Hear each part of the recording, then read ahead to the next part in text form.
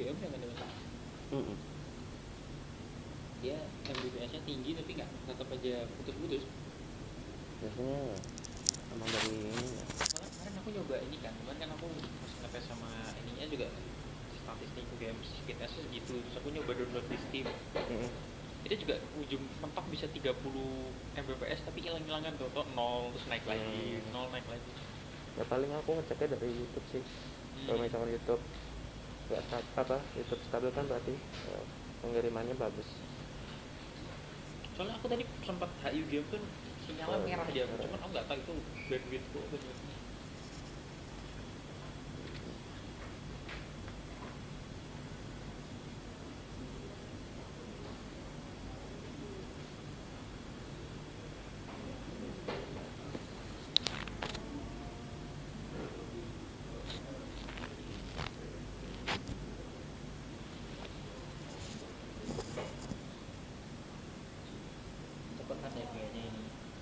Schedule lagi akhir video agak terlalu cepet. Oh, jadwalnya. Aku tadi cuma makan berapa belas detik gitu. Soalnya video Telkomsel udah 5 menit sendiri. Udah 4 menit sendiri. Video 5 menit. Ini bukan teaser tapi udah kayak iklan.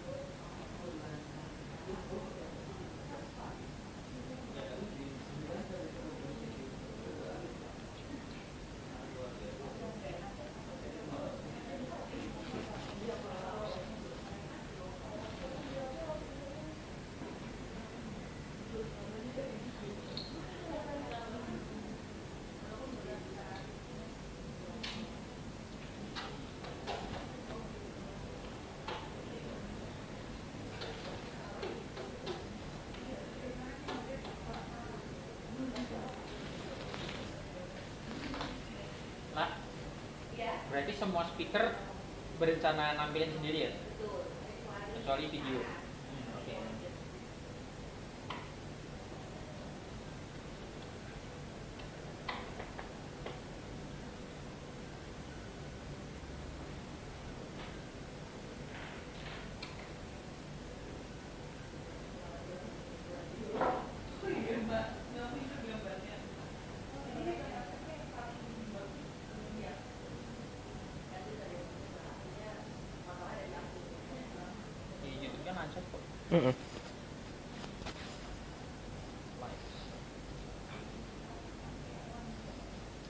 Yang nonton 5.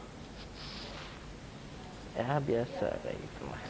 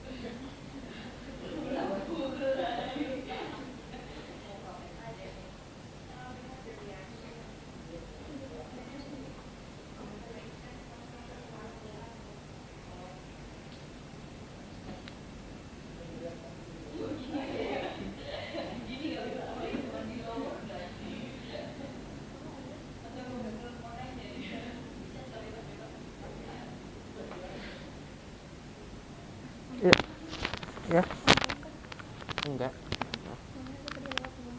Enggak kok.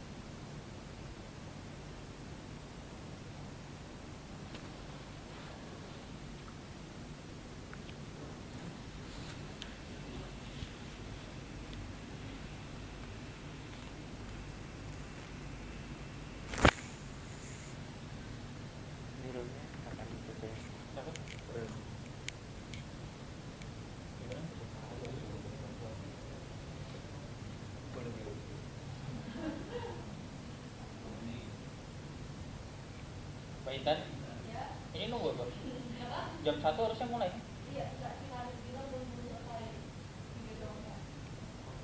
Udah. Ladies and gentlemen, greetings. Welcome to GoSouth 2022 Annual Convention on the Global South, presented to you by Institute of International Studies, Department of International Relations, Universitas Gadjah Mada. My name is Ray Karis, and it is my honor to be able to become your Master of Ceremony for today's convention. To introduce our event today, GoSouth 2022 is an annual convention held routinely by Institute of International Studies, Universitas Gadjah Mada, established under the name Bandung Beyond Conference back in 2015. Changing its name into Annual Convention on the Global South in 2019, Global South is the pioneer of Global South Politics Conference in Indonesia, and to this day still stands as the one and only conference of Global South politics of the country. For the year 2022 itself, GoSouth is held on 13th to 15th September as part of UGM's Faculty of Social and Political Sciences 67th Dies Natalis. Please announce that this year's GoSouth is being supported by Telkomsel, Indonesia's leading digital telecommunication service, Buka Semua Peluang. Ladies and gentlemen, once again, welcome to GoSouth 2022 Annual Convention on the Global South, presented to you by Institute of International Studies, supported by Telkomsel, #Buka Semua Peluang. To start off our event, we call upon Dr. Nur Rahmat Yulianto, Magister of Arts in International Relations, Head of Universitas Gadjah Mada's Department of AR, to share his welcoming remarks. Dr. Rahmat, time and place is yours. Thank you, Ray. Good afternoon. Distinguished presenters and discussants, distinguished guests, I'm very pleased to welcome you all to the annual convention on the Global South 2022. The theme, Transcending the North-South Divide, G20 and Multilateralism in Turbulent Global Politics. The convention also marks the start of a series of events to commemorate the 67th anniversary of the Faculty of Social and Political Sciences, Universitas Gadjah Mada. The rise of so-called emerging powers from the Global South, such as Indonesia, Brazil, China, and India, have sparked the hope that post-colonial countries are able to expand their influence in the international order. The international order would no longer be dominated by countries in the global South, in the global North. Instead, global South countries would equally participate in deciding how key international issues are governed. With this in mind, it is expected that the global governance would become more attentive to the interests of vulnerable individuals in the Southern Hemisphere. However, it remains a question whether the participation of global South powers in the global governance succeeds in fostering global solidarity to protect the vulnerable in the global South. Other questions include, has the leadership of certain countries in forum like the G20 or BRICS, Brazil, Russia, India, China, and South Africa, sufficiently effective to address power and resource asymmetry between the global south and the global north? What can be done to overcome the gap between the global south and the global north, especially amidst the growing pressure of global problems such as digital transformation, energy transition, and the global pandemics? So it is within this context that the Institute of International Studies, Department of International Relations, Universitas Gadjah Mada organizes this conference. It is designed to offer an academic, practical, and policy-oriented platform to exchange views and ideas on formulating strategies that can enable the global south to overcome the north-south divide through their participation in the G20 and other multilateral schemes in a time of polarized global politics. This conference can generate a variety of ideas of initiatives and policies in light of empowering the global south in making a more just, peaceful, and civilized global society. Thank you.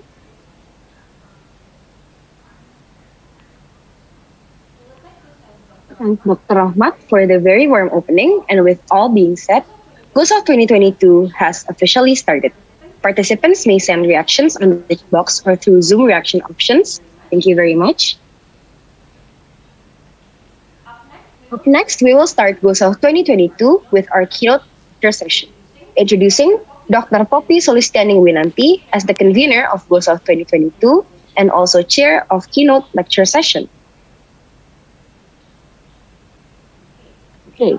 Dr. Poppy Solistianing Winanti is a senior lecturer at the Department of International Relations in Universitas Gadjah Mada, currently serving as the Vice Dean of Academics and Students Affairs of the Faculty of Social and Political Sciences, Universitas Gadjah Mada, and her areas of expertise include Indonesia's economic diplomacy, South-South cooperation, the WTO and the future of global trade regime, regional economic integration, governance in extractive industries, conflict and political economy of natural resources, and also resource nationalism. Dr. Pepi, you may now have the floor. Thank you, Ray. Distinguished guests, speakers, panelists, participants of the GoSouth 2022 Annual Convention on the Global South. Good afternoon from Yogyakarta, Indonesia. On behalf of the conference conveners, myself, Poppy S. Winanti, Dr. Lukmanul Hakim, the Director of the Institute of International Studies, and Rizky Alif Alfian, Lecturer of the Department of International Relations, I would like to welcome everyone to the keynote lecture session with Dr. Sarifah Munirah Alatas. This year's convention is the fourth convention, which was initiated in 2019. And this series of convention is actually the continuation of the initial event of the Bandung Conference and beyond, which was held in 2015 to commemorate the 60 years of the Asia-Africa Bandung Conference. These events are part of the Institute of International Studies, Universitas Gadjah Mada's endeavor in developing insights into international relations studies from the Global South perspective. As mentioned by our head of department earlier, by taking the transcending the North-South divide, G20 and the multilateralism in turbulent global politics as the main theme, the 2022 annual convention actually aims at investigating the current stage of the G20 and the multilateralism in overcoming the North-South divide. This theme also reflects our effort to analyze and also evaluate the existing strategies to address the North-South divide and to foresee more effective strategies in the future.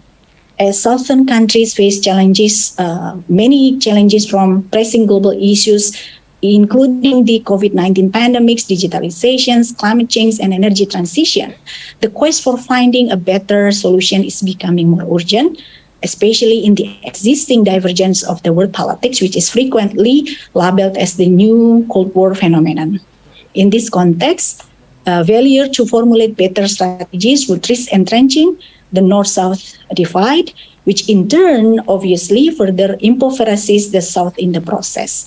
So in order to deliberate further on these concerns, starting from today, the convention will be held until 15th of September and expecting participants from various backgrounds, including universities, NGOs, governmental institutions, think tanks, and etc. So to begin our discussion today, it is an honor for me to introduce Dr. Sarifah Munirah Alatas. Dr. Munirah Alatas is the assistant professor in the strategic studies and the international relations program at the University Kebangsaan Malaysia. She earned her BA at the University of Oregon and her master's and also doctoral program from Columbia University. Her specialties are geopolitics, strategic thought, foreign policy, and as scholar and also academic activist, Dr. Alatas contributes significantly to her op-ed columns in Free Malaysia Today, Malaysia Kini, ASEAN, Defense Insight, and the Islamabad Policy Research Institute. Her opinions on current affairs, politics, and regional higher education developments are regularly sought after by the news portals such as the Malaysian Insight, Times Higher Education. The recurring themes of Dr. Alatas' scholarly and popular writings are the West-centrism, intellectual imperialism, hegemony, academic dependency, and also post-colonialism. So on today's occasion, Dr. Sarifah Munirah Alatas will be delivering a keynote speech on Beyond a Critique of the Liberal International Order, promoting universal ethics in international affairs. By critically assessing the liberal international order, Dr. Munirah Alatas will discuss the significance of democratizing knowledge production in international relations and also the need to address the intellectual hegemony of the North systematically. So without further ado, please join me to warmly welcome Dr. Munirah Alatas. And please, Dr. Alatas, a 30-minute allocated time is yours. Thank you, Dr. Alatas, please. Thank you very much for that introduction. And thank you very much for also inviting me to deliver this lecture. I will try my best to keep it within 30 minutes. Please, yell at me if I go beyond the time. Let me try and share my screen right now.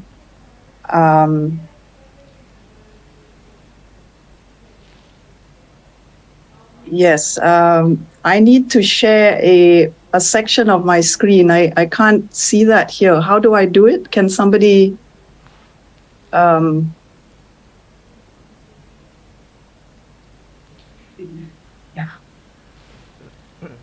Just a second. Are you able to see my screen? Yes, okay. All right. Now, I've chosen this topic. I think some would be wondering what is the relevance to the G20 or the basics of international relations. But I think I need to speak a little bit about the bigger picture. So why did I choose this topic for today?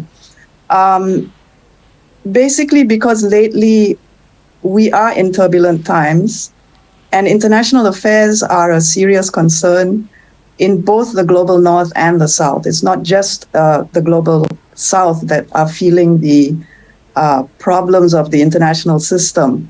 Why do I say this? Because we are faced with a post-pandemic era. There is now war in the heart of Europe. There are disruptions to the economic activities and supply chains that are affecting us globally. As a result, there's also global inflation, widespread disease, as we have just experienced during the pandemic, death, human suffering, and overall skepticism about the future. And also not to mention the ongoing battle for global supremacy. So I felt that it is necessary to question the bigger picture of international affairs and not only and basically to focus on the 21st century. The main question actually to ask is, are we in uncharted territory? And how and why did we get here to this situation? After what has been considered a long period of peace during the Cold War, and of course during what has been termed the unipolar moment. It has been a cause of concern in policy circles, the general public, and the scholarly community as well, because of a sense of economic, social, and geopolitical insecurity everywhere. So this is the reason I've chosen this topic. Now, the main points of my lecture, it will focus mainly on the role of ethics in world order making.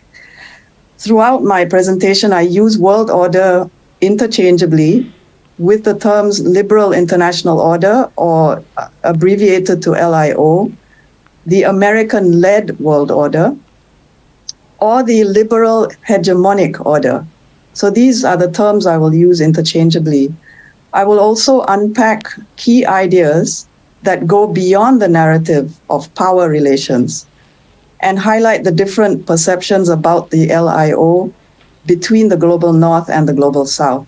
These perceptions are mainly about the pessimism and skepticism about the future of international affairs. Is world order ending? Is it evolving? And if it is evolving, in whose favor is it evolving? So these are the main issues that we are grappling with. The universality of the principles of the LIO and how inclusive they are often debated. The majority assume that the LIO should be a universally accepted system. This is because ideas of the liberal political philosophy of the Enlightenment era have been promoted for centuries as universal humanistic values. For the most part, this is very true. However, this has been increasingly challenged because of the diversity of experiences and values in different societies. The prevailing perception of the LIO is now a mixed bag, depending on which side of the North-South divide we are. The majority on the side of the global North, they perceive the following, that even though America still feels threatened by China, its global leadership has been re-energized more since the conflict in Ukraine. Also, that the West's pushback against Russia is evidence that international order is still very much grounded in liberal and Euro-American values of state sovereignty. A third reason is that America must continue to push back against undemocratic China. And of course, that there is a heightened sense of renewed Western solidarity and multilateralism that is manifest in a united condemnation of Putin. The hope, of course, is that NATO continues to expand and support for sanctions against Russia increases. And of course, the hope that the West will get more support from the non-West. So generally, Western powers conceptualize world order as being grounded in timeless, universal political values of Western political philosophy. Enlightenment values promote greater individual participation in domestic politics, safe spaces for public critiques of bad governance, and separation of powers to uphold accountability and integrity of leadership. In other words, Western political thought, which is with its ethical values, is the foundation of today's world order. The assumption is that civilizations external to this intellectual tradition must catch up and adopt its ethics and morality. The global South, and of course this includes Southeast Asians, global South perceive the current world order differently. There is agreement that there are commonalities between Enlightenment values and many non-Western traditions, such as those embodied in ancient Chinese, Indian, and Muslim traditions.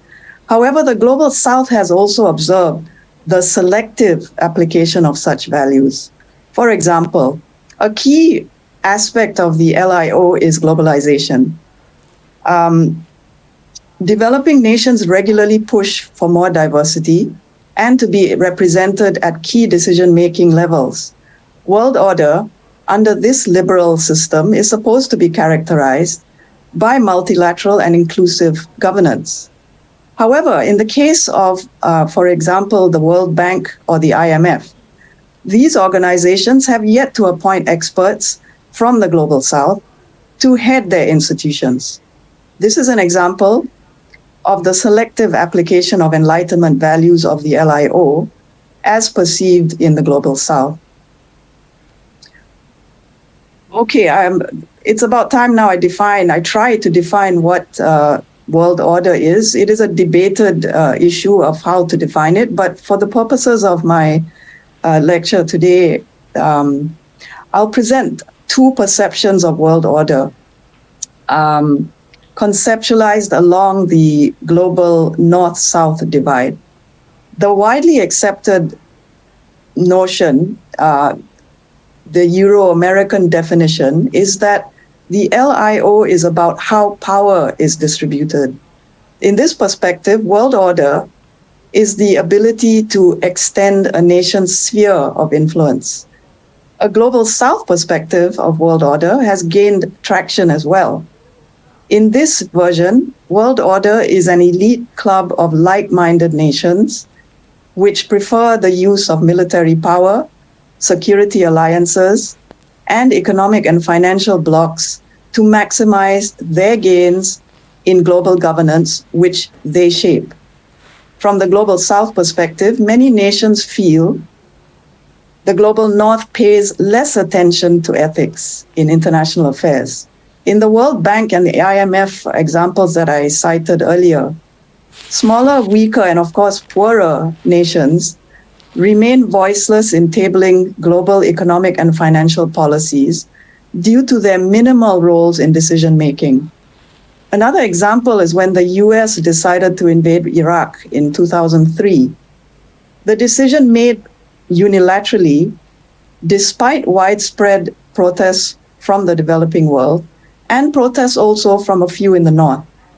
Rather, and ironically, this act of American unilateralism was justified using the very language of the LIO. It was claimed that US and allied forces were liberating a peoples from their despotic ruler and ridding the nation of authoritarian oppression.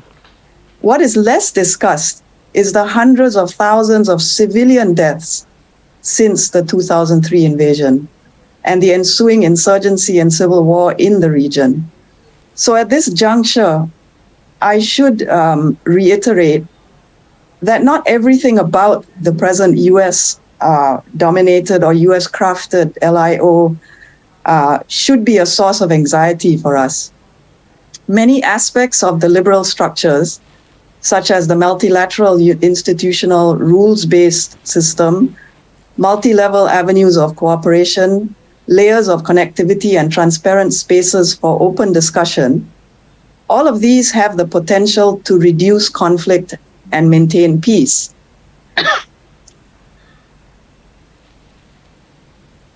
The UN and its multi-tiered agencies are very good examples of this. The current LIO is also welcomed as championing a few universal norms, such as the right to healthy food, potable water, healthcare, gender equality, democracy, leadership accountability, free speech, and access to information. These are universal values which a majority of societies across the North-South divide accept as necessary for the advancement of humanity. Now, let me proceed to what the goals of world order are. I would like to list a few of these goals here in this slide, and I've listed 3. But in my next slide, there are a couple more which are more, you will see, are more subject to scrutiny. From a Global South perspective, these goals may seem often rhetorical and removed from stark reality. Nevertheless, let's go through the first 3. The first is that nations, societies, and communities must be fair in their interaction with one another. This means cooperation and compromise must be the basis of interaction. The second goal is that societies should be healthier and happier. And this simply means less people dying from disease, more people feel economically secure, and more people are able to sustain their families. This contributes to a more organized, less chaotic world order. The third goal is that all states globally must subscribe to norms of behavior, monitored by inclusive rules which are just and global. Now, what about the 4 difficult goals that I mentioned earlier? These difficult goals, the current system appears to overlook. I list these based on developments over the last few years, but since the end of the Cold War in particular. There is evidence that big powers have contributed to humanitarian crises in the form of supporting civil wars and instigating regime change. This often happens when big powers prioritize their national interests, resulting in humanitarian crises, which can last decades. So these additional 4 ideals of world order are: first, to protect human rights and reduce human oppression and exploitation. The ultimate goal of world order, or rather world order making, is to reduce human indignity across all aspects of life. Second, to reduce poverty and increase food security, which is very important. I think it is the theme of the G20 this year. There is a need to reassess the excesses of capitalism and the free market system. The third goal is to create a more access to potable water. This is a serious growing problem in the developing world. And fourth, and quite importantly, to me, the most important goal to try and achieve is to aggressively address climate change and environmental degradation, where the Global South will face critical challenges more than the North, sooner rather than later. So these 4 difficult goals represent the aspirations of a majority of post-colonial societies, meaning societies of the Global South. They are largely silenced in the current discourses on world order. So what are these discourses? The debate is more about when US leadership of the LIO began to crumble, rather than if world order is in crisis. There is agreement that world order or international affairs is in crisis, and observers attribute this to America's turning inward and decoupling from multilateralism.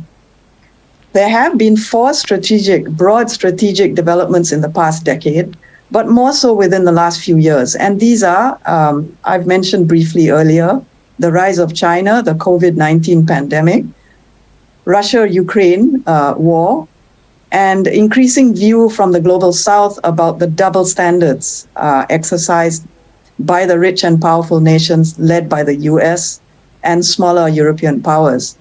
The discussions about the LIO revolve around, first, the Cold War foundations of its decline, and second, why this decline was accelerated in the post-Cold War era. So let me go to the first idea of the Cold War foundations of this decline. During the Cold War, there was already skepticism about the liberal aspects of world order from within the West, but predominantly felt also in the South, in the Global South.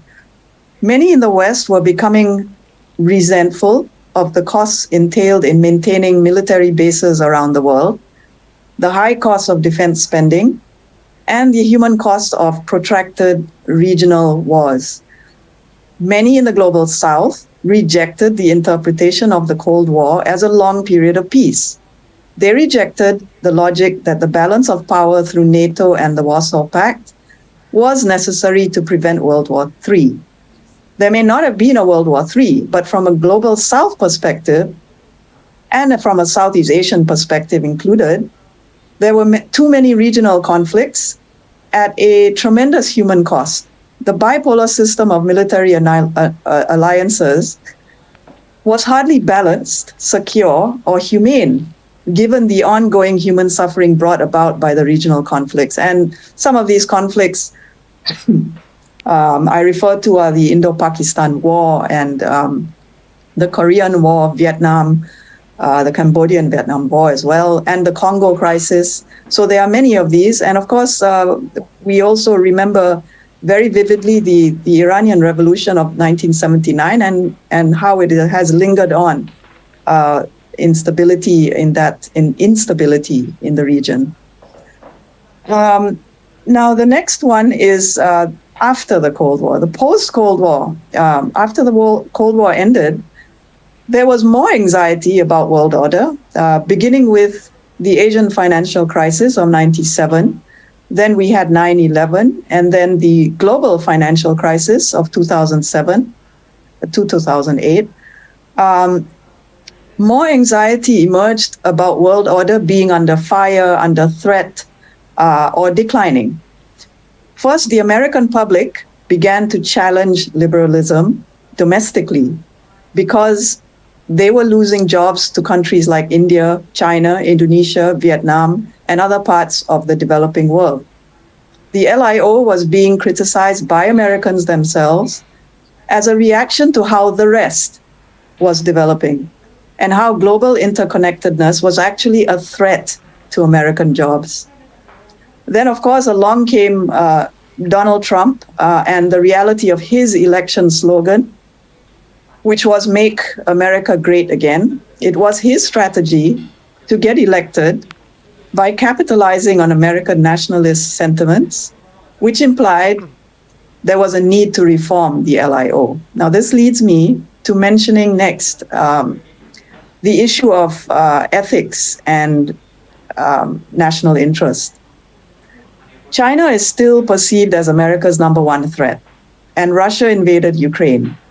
The heart of Europe is still at war, and world order is in renewed crisis.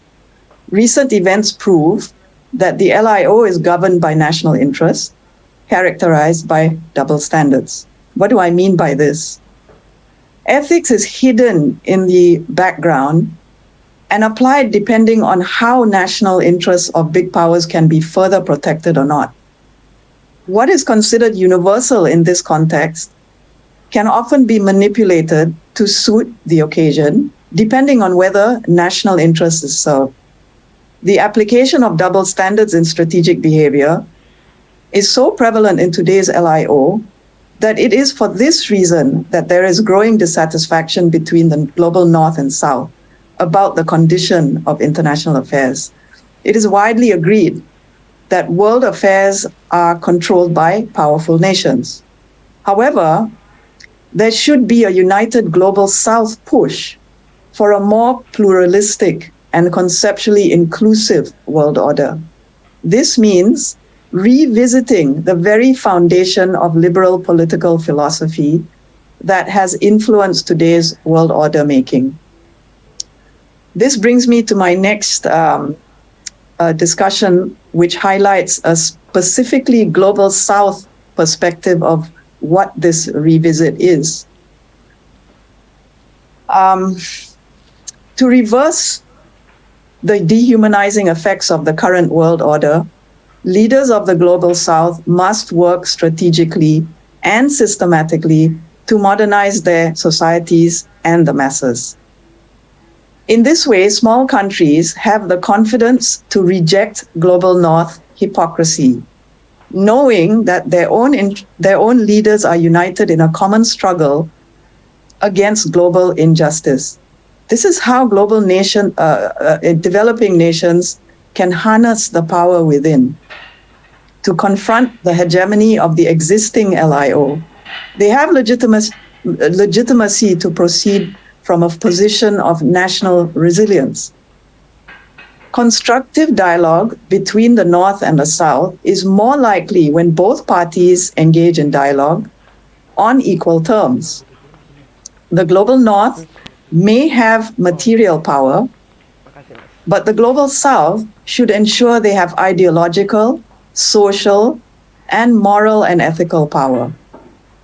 Bringing both types of power to the negotiating table is likely to solve more problems than create them. Let me elaborate on what this moral power within is about. The power within that Global South leaders unleash to their people is a strong message to the Global North that these small, less powerful nations are morally and ethically equipped to craft a more inclusive global order. More importantly, developing nations should make it a point to see politicization of religion, education, social reform within their own countries. The majority of backward nations of the Global South are regressing due to their own exploitative and authoritarian leadership. If there is moral reform, their citizens would feel less oppressed, and leaders would be justified in pushing for greater impact at the global level. There is great strength in moral legitimization, especially when it is possessed by the majority of Global South nations, which prefer a reformed and more inclusive global order or world order. Now, the theme of this conference, which is also bridging the gap between the North and the South, is what this slide now refers to. I understand this simply to mean as steps that states should take to ensure that they get along. Therefore, it is necessary to find common ground through dialogue and interaction. An important avenue for dialogue is through knowledge production. As such, it is essential to democratize how knowledge is generated in IR as an academic discipline. So I would like to focus on scholarship, academic departments, and the role of universities within the context of bridging the gap. There are two ways to do this. First, much more must be done to expand what is taught in IR departments around the world. In both the North and the South, the predominant IR theoretical canon is the Euro-American approach, which privileges themes of realism, domination, hegemony, material power, and national or self-interest as the discipline's foundation for analysis. This is understandable since IR as an academic discipline emerged from the ashes of war in Europe and further developed in the US. Basically, it was formed on Euro-American historical experiences. However, it is unacceptable to marginalize or neglect other traditions when we teach about world order. We must include more traditional or autonomous approaches to knowledge production in IR. We can do this by consulting thinkers and ideas that emerge from local settings or from indigenous societies shaped by that society's unique historical experiences. Indigenous societies or tradition is defined as peoples who have settled in the area for centuries, possessing distinct civilizational traditions, which include belief systems, economic and political systems, unique social structures, and general way of life. For example, let us look at the general practice in most Southeast Asian IR departments. While religion plays a very important role in many of our political and social lives, it is very rare to find a course in any IR department that focuses specifically on religion and IR. Also, the region's experience under colonial rule is a legitimate reason to include themes of religion and racism in IR. when we teach in IR or international affairs or geopolitics or even world order. In Malaysia, as an example, both religion and ethnicity feature very importantly in domestic politics, which impact ASEAN regionalism and the country's foreign policy.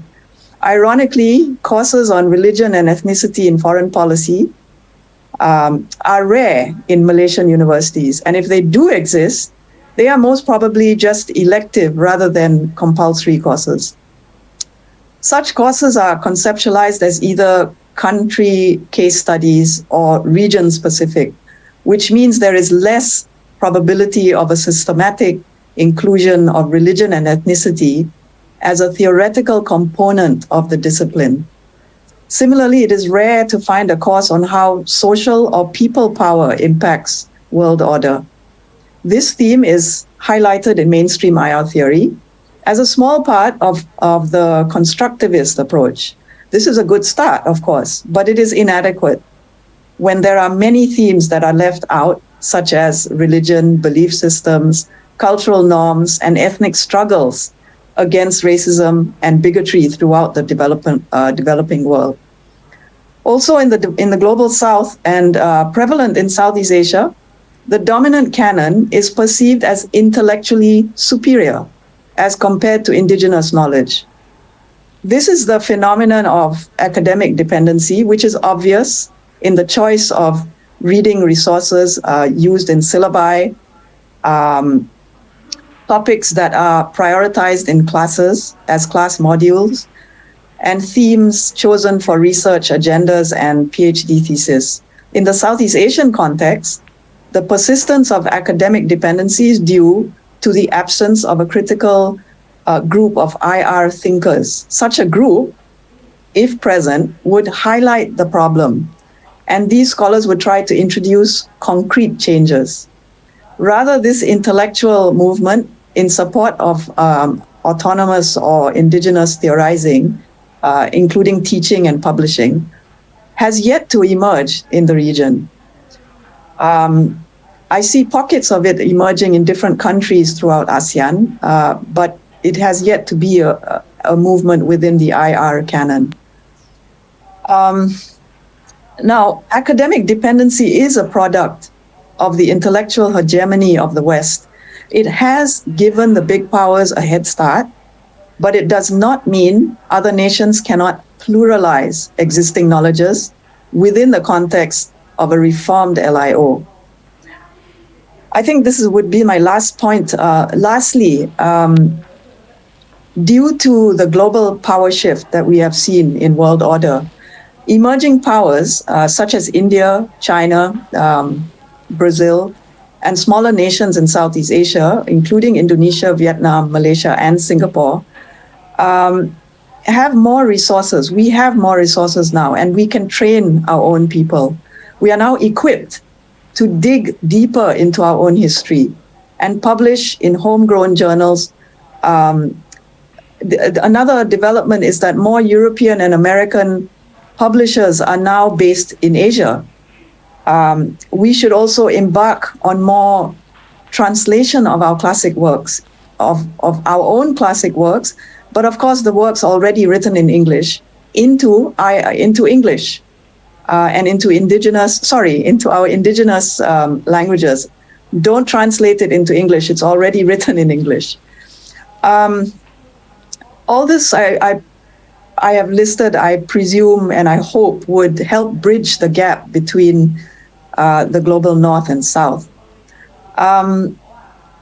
This slide shows, I will be asking the organizers to distribute my PowerPoint, and you will have an idea of the jackets, the books I have listed here. These are examples of what we can include in our teaching resources, because they include indigenous works or critical approaches, including tapping on some decolonial approaches to social sciences in general that we should incorporate into IR.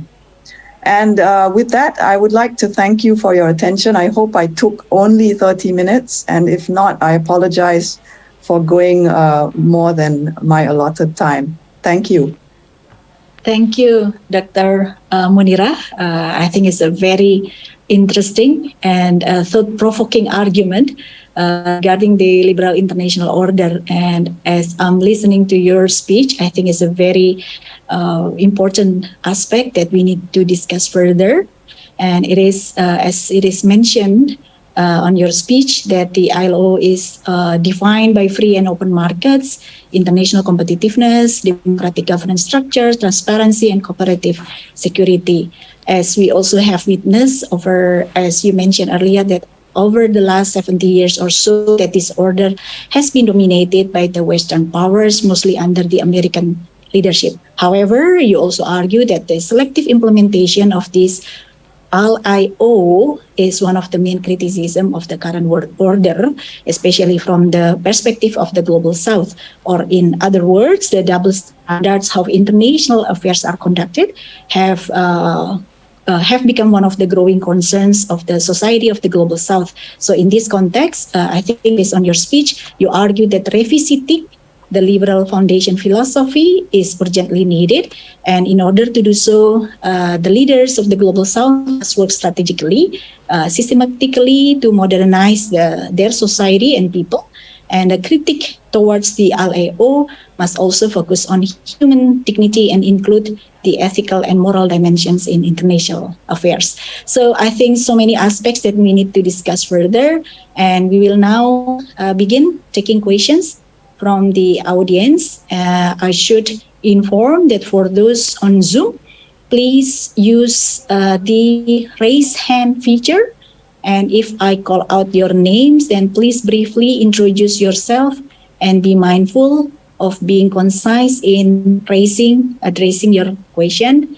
But for those on YouTube, please write your questions on the YouTube chat box and we will read your questions for you.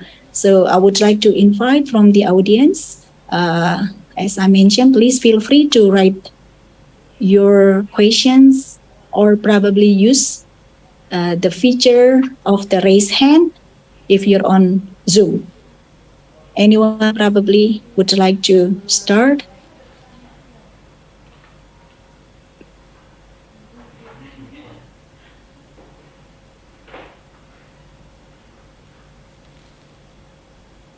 Because I may not be able to check the conversation on YouTube. If the committee will be able to supply me with the questions from the YouTube, that will be great. Okay, we have Dr. Lukman Hakim. Aim, please. Time is yours. Well, thank you, Ms. Chair. Thanks, Dr. Munira, for wonderful presentations. My question is simple, in the sense that knowledge production is always entwined with the global dynamic, if you may call sociology of knowledge.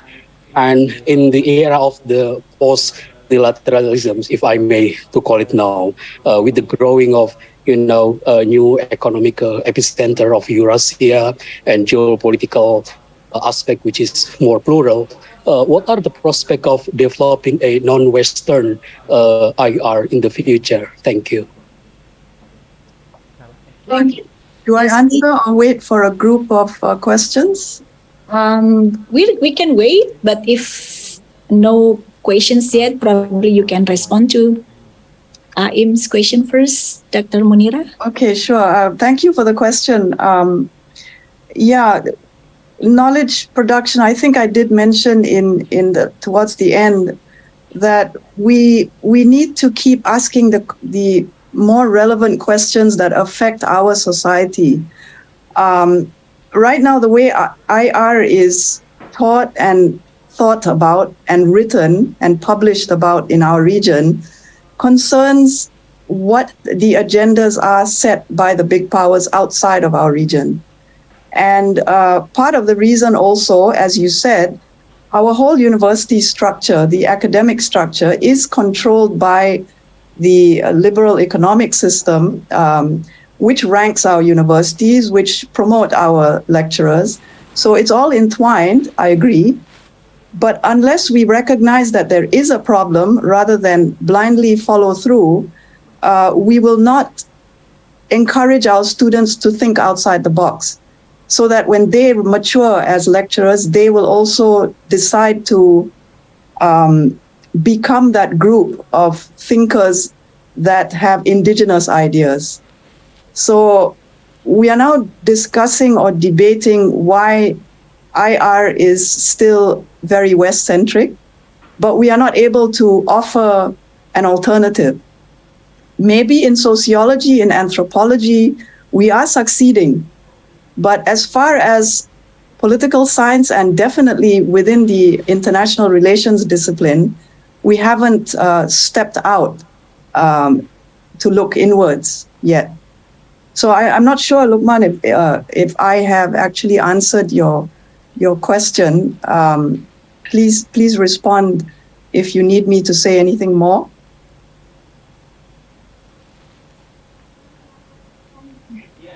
Yeah, I think it is true. Please. Sorry to respond a little bit. It's true that knowledge productions of IR are highly defined by the interest from the external, and now we are witnessing that the global order are changing, and many towards if possible multipolar world, and how we at the global south can capitalize this development. For example, with whom we should partnering our research agendas in this dynamic. Are you asking a question? Sorry, was yours a question or a statement? I think question. The future. Yeah. I mean, is there any strategic recommendations by considering the changes in the current geopolitical situations, how we at the global south can build strategic alliance in knowledge productions to capitalize these transformations? Well, following up questions. Okay, I don't know if my answer is profound or not, but basically, we all within academia, as scholars, we write and we publish, but we are also aware of how there is so much hierarchy in the publishing process. We scramble to publish in Scopus and all that nonsense. Yeah, agreed. It is necessary to find journals and publishers that are of credible quality. On the other hand, our universities should tone down how they play the same game in terms of how we get promoted, or how the fact that we overlook lack of academic ethics.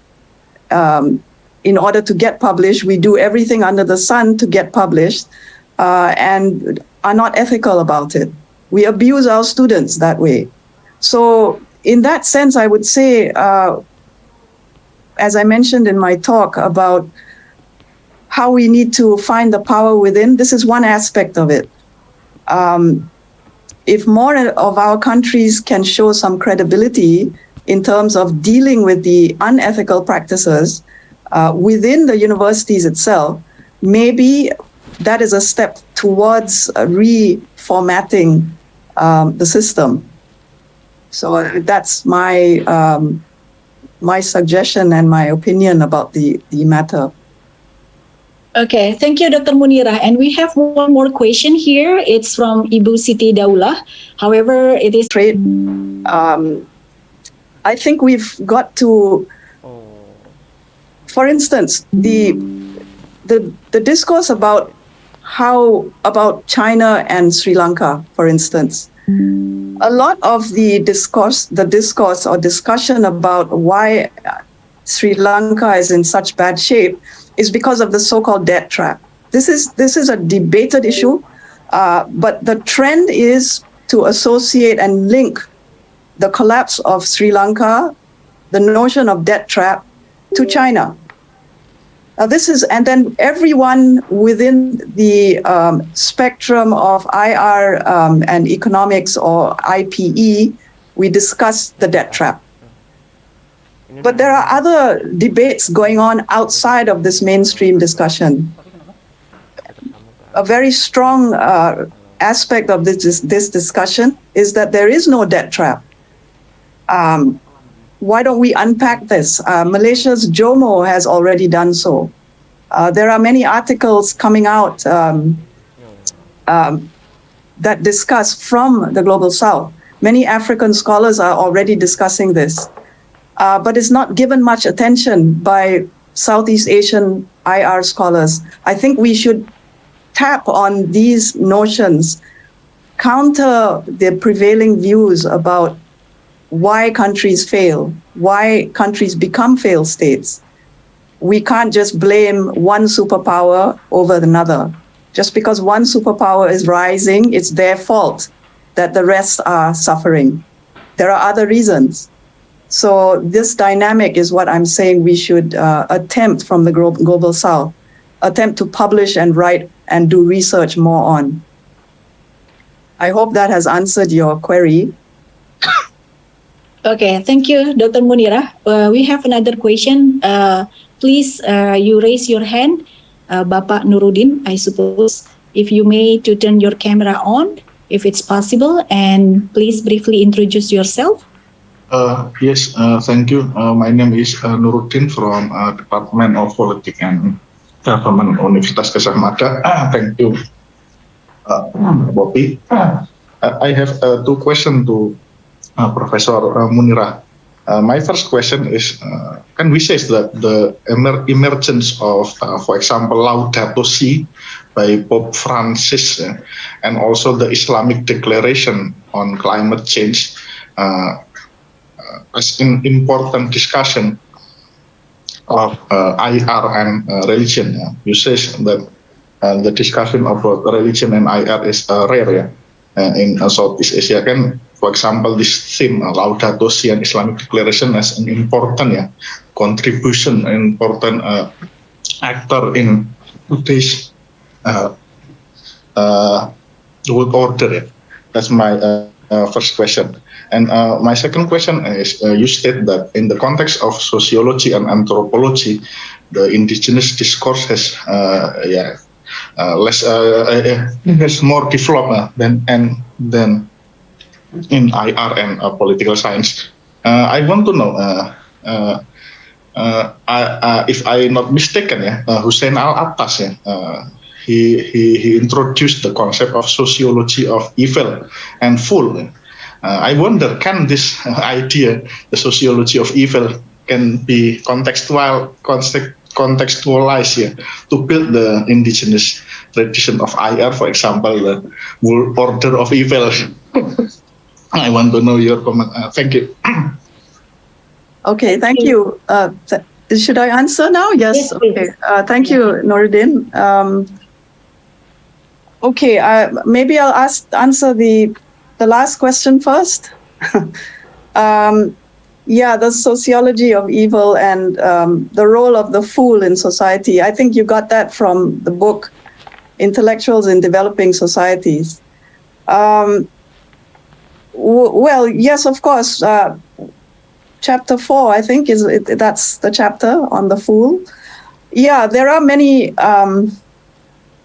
concepts and themes from this notion of the fool and sociology of evil that we can apply to world order. But insofar as critiquing this current system that is led by the West, it wouldn't help, because how it would help is my approach to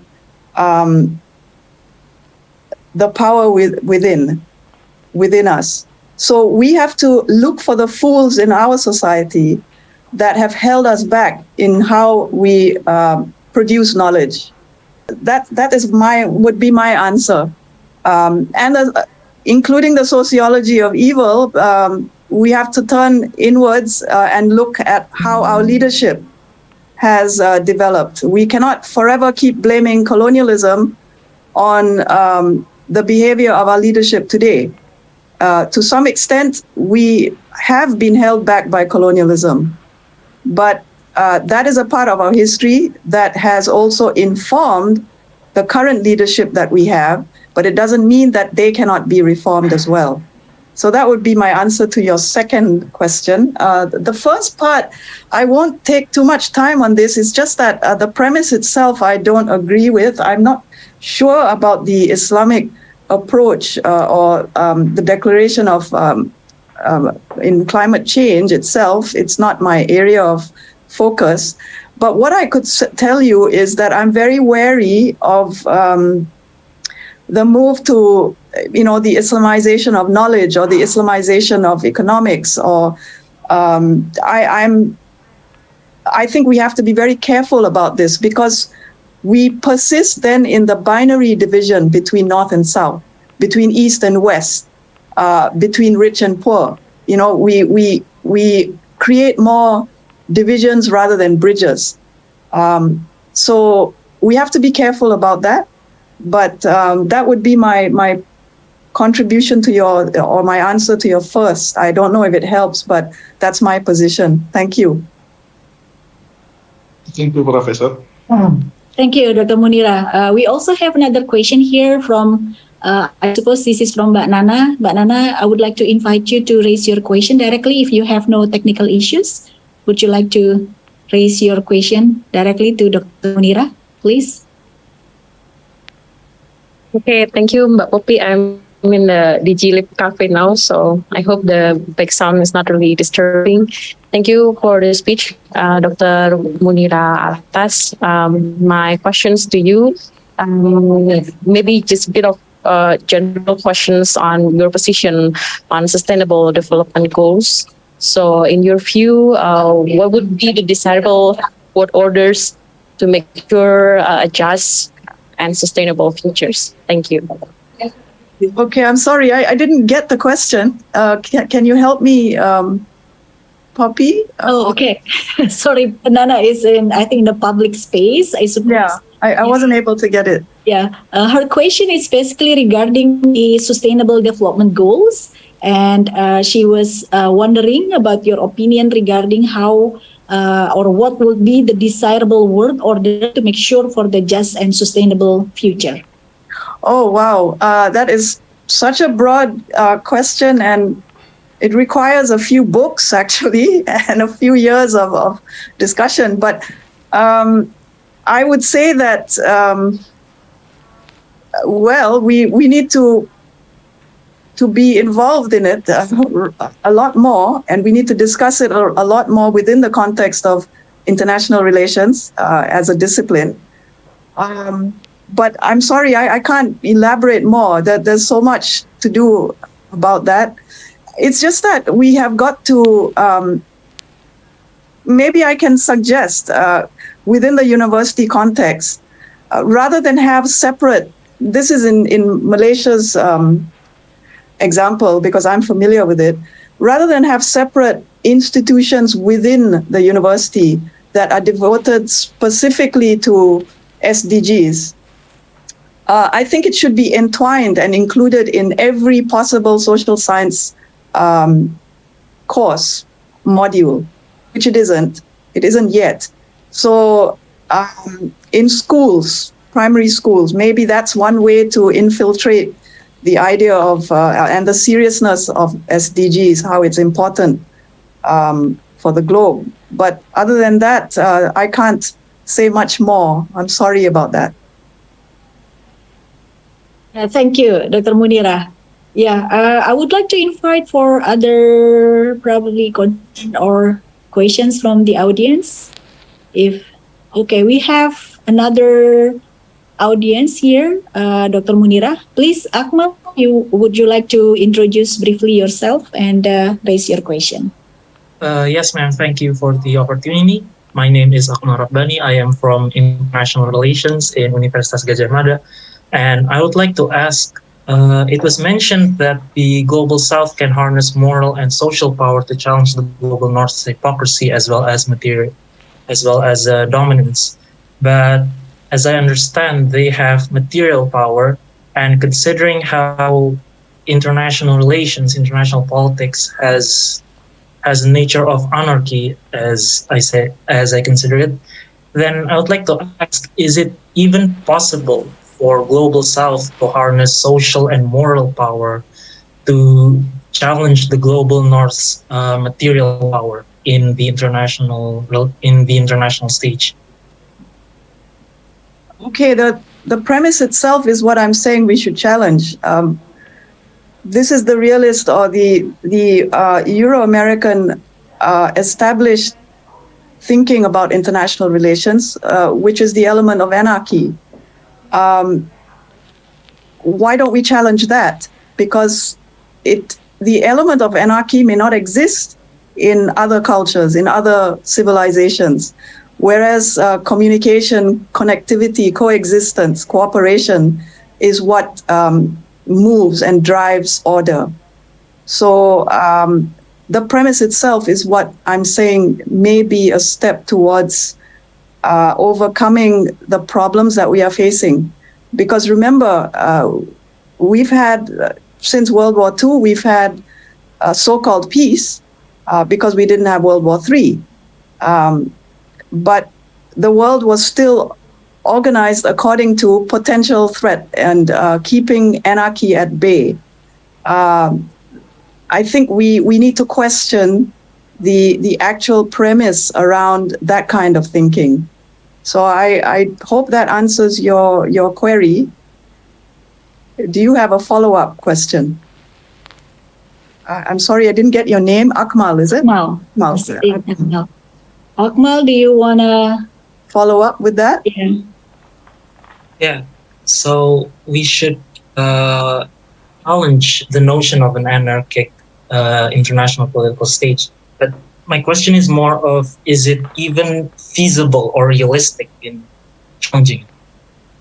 Yeah, we should solely challenge it.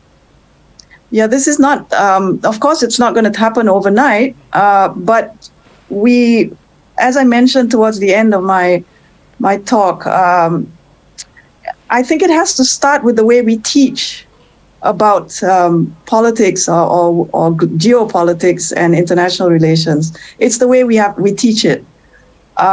Maybe we should pay little attention to realism and neoliberalism, and maybe focus more on constructivism and other isms that may be generated by our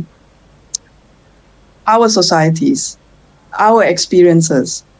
Latin American scholars, African scholars, they are publishing a lot in this angle. And I think Southeast Asia, our region, has to follow suit. I mean, I may not agree with certain publications that are coming out of the Chinese scholars in China, but they came up with the Chinese school of international relations. Now, this is a commendable effort to challenge the current theoretical framework. Nevertheless, I don't think it's being done in our part of the world. And it's never too late to start, but it will start in terms of how we organize, how we teach it. And it's all up to you. Many of you listening in are actually junior scholars, so it's up to you to start taking the reins and moving ahead with this kind of approach. Thank you, Dr. Munira. There is one clarification from Nuruddin here. If you may, should I read it for you? Yes, please do. Yes. Okay. Here, I think Nuruddin is trying to clarify that he thinks that the Islamic Declaration of the Global Climate Change is not the same as the Islamic Declaration of Human Rights, which emphasizing the distinction between the concept of right in the West and Islam. However, the Islamic Declaration of the Global Climate Change is a response to the Pope Francis' invitation through his Laudato Si to invite global religious communities to cooperate in overcoming environmental problems and criticism of capitalism. So he argued that there is a dialogue between civilization, between North and South in that context. That's what he is trying to follow up based on his previous statement. Would you like to into that? Yeah. Yes, now I understand. Yes, you're right. There is a form of intercivilizational dialogue going on there, which is very good. But as I said, these things must go in parallel with us in the Global South also taking care of our own backyard. I mean, we cannot participate in trying to change global affairs and have this intercivilizational dialogue going on, which is very good. At the same time, when we go back to our countries, we oppress our own people. And we claim that is done in the name of religion. So that's what I'm imploring, or I'm hoping that we a two-pronged approach. Because the danger is we then become pontificators to the West, and then we become also hypocrisy. We are embroiled in hypocrisy as well. That's very interesting statement, I suppose. If I may use my authority as chair to also ask you questions, Dr. Munira, I think it's very interesting, especially relates to your previous also comments regarding the blaming colonialism for the current situations happening in the Global South, as you mentioned previously, is also not wise in the current context. You mentioned earlier that the phenomenon of the coloniality at home, as you explained in responding to Nadine's questions earlier, also exists throughout much of the Global South. So what do you think? How to overcome this? How to overcome what we see as the coloniality at home, while at the same time we are trying to, propose a different perspective in the world order. But we do have some homework, our own sort of like backyard. So what do you think, Dr. Munira? Okay, that's a very serious question, and it's something that's close to my heart, and I continue to work on it. And even though, even when I retire, I want to continue doing this. Now, okay, let's look at our own region. We here in ASEAN, we have a problem child in Myanmar. We have, horrendous things going on in Myanmar. I understand that ASEAN needs to tread carefully, but at the same time, for instance, Malaysia has taken steps to do something different that ASEAN hasn't done before. I mean, as Malaysia has spoken to the government in exile and has publicized it. So there are baby steps that ASEAN can take to oppose the oppressive, the inhumane governments that exist within our regionalism, within our group. Of course, the coloniality that we all, in many of our countries, we experience bad leadership. I suppose we also have countries that declare themselves to have democratic political systems. Based on that, I suppose we just need to keep fighting and calling out our leaders for the bad behavior that they participate in. I mean, you know what's going on in Malaysia. We have finally put somebody in jail, and we never thought we would. Of course, it's an ongoing struggle, but there needs to be persistence on the part of those of us who can think. And this includes, we need to find and harness academics who have the commitment to change things. It's not going to happen in one generation, but there has to be persistence through it. They went through centuries of that, which is why they are now developed. But they sacrificed. So this is the kind of sacrifice we need to do. I don't know if that has helped you, Poppy, but it is. Okay, thank you, Dr. Munira. For last, I think for this, I would like to invite Mas Riza. Would you like to also raise your question, Mas Riza, briefly? Yeah. Thank you very much, Poppy. Um, Good to hear from you, Dr. Munira. I'm really pleased to have such a very inspiring, insightful, contemplative speech previously. And I have two questions. The first one would be a follow-up question from Poppy's question, and your take on that. Would you assume that the ASEAN value is sort of like an example of hypocrisy? That's probably too provocative, but would you accept that kind of assumption? And my second question is related to the problems that the IR as a subject have. Would you consider that the monodisciplinary nature, the tendency for monodisciplinary nature, would be the roots of the problems of IR in the Global South? Meaning that probably much more multi or transdisciplinary approach would be the one that we need currently. Thank you. Thank you, Riza. Those are very good questions and interesting. And actually, we should take it and run with it for the next 50 years because this involves a lot of teaching and focus on how to reform our IR as a discipline. Now, first, let me get to the second question, which is transdiscipline or being monodiscipline. I was curious about how you said the problem with IR in the Global South, with it being monodiscipline, but that's not true. We have learned that from North. It has evolved as a monodiscipline for specific reasons. And this is associated with their history of having gone through 2 devastating wars.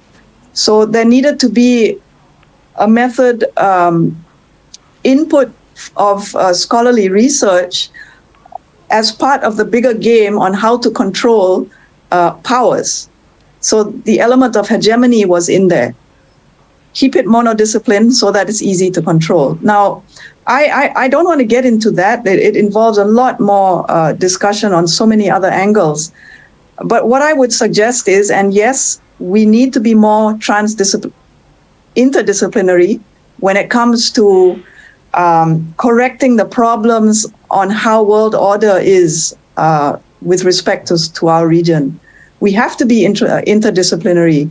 And that means drawing on concepts from that sociologists have been thinking about, anthropologists specifically, and even from literature, from the humanities, not just the other social sciences. And this is the problem in many of our countries, and specifically from my experience, the rigidity about what books we can use in our syllabus or what articles we can list in our syllabus. Now it's no longer articles, it's books. There's too much rigidity of how we are supposed and permitted to teach our discipline. And this, I find, is happening too much in our part of the world. So we must look into that. Now, your first question, a leftover of how the West is thumbing us down because we refuse to take sides in the current big power competition that's going on in our region. I don't think ASEAN is a failure or a big hypocrisy just because we have this so-called ASEAN way and we have so many problems. The point is, look at it this way. Yes, ASEAN is in a trouble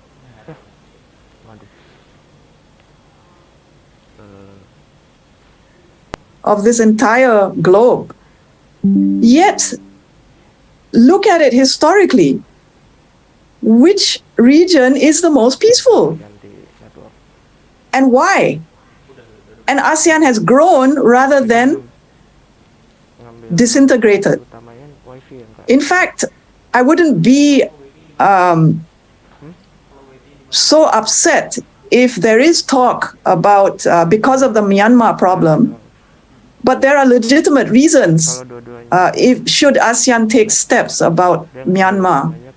But the point is, I would refrain from saying ASEAN is a failure or is hypocritical in its diplomatic language. The bottom line is all of that has helped ASEAN since 1967 to keep the region still open and free of a major war. We have serious problems. We have a belligerent China, and we have other powers in contestation. But we still have that centrality. We still have that agency. So I hope that I like the question, but I also think it's a very valid one. And I want to not say that it is, we are hypocritical in our approach, because we have succeeded, I would say. We just need to step up our game when it comes to Myanmar, because that situation is horrendous, and it's the leadership there are thugs, and we cannot have thugs in charge in our region. Thank you very much, Dr. Munira. Thank you. Yeah. Thank you, Dr. Munira.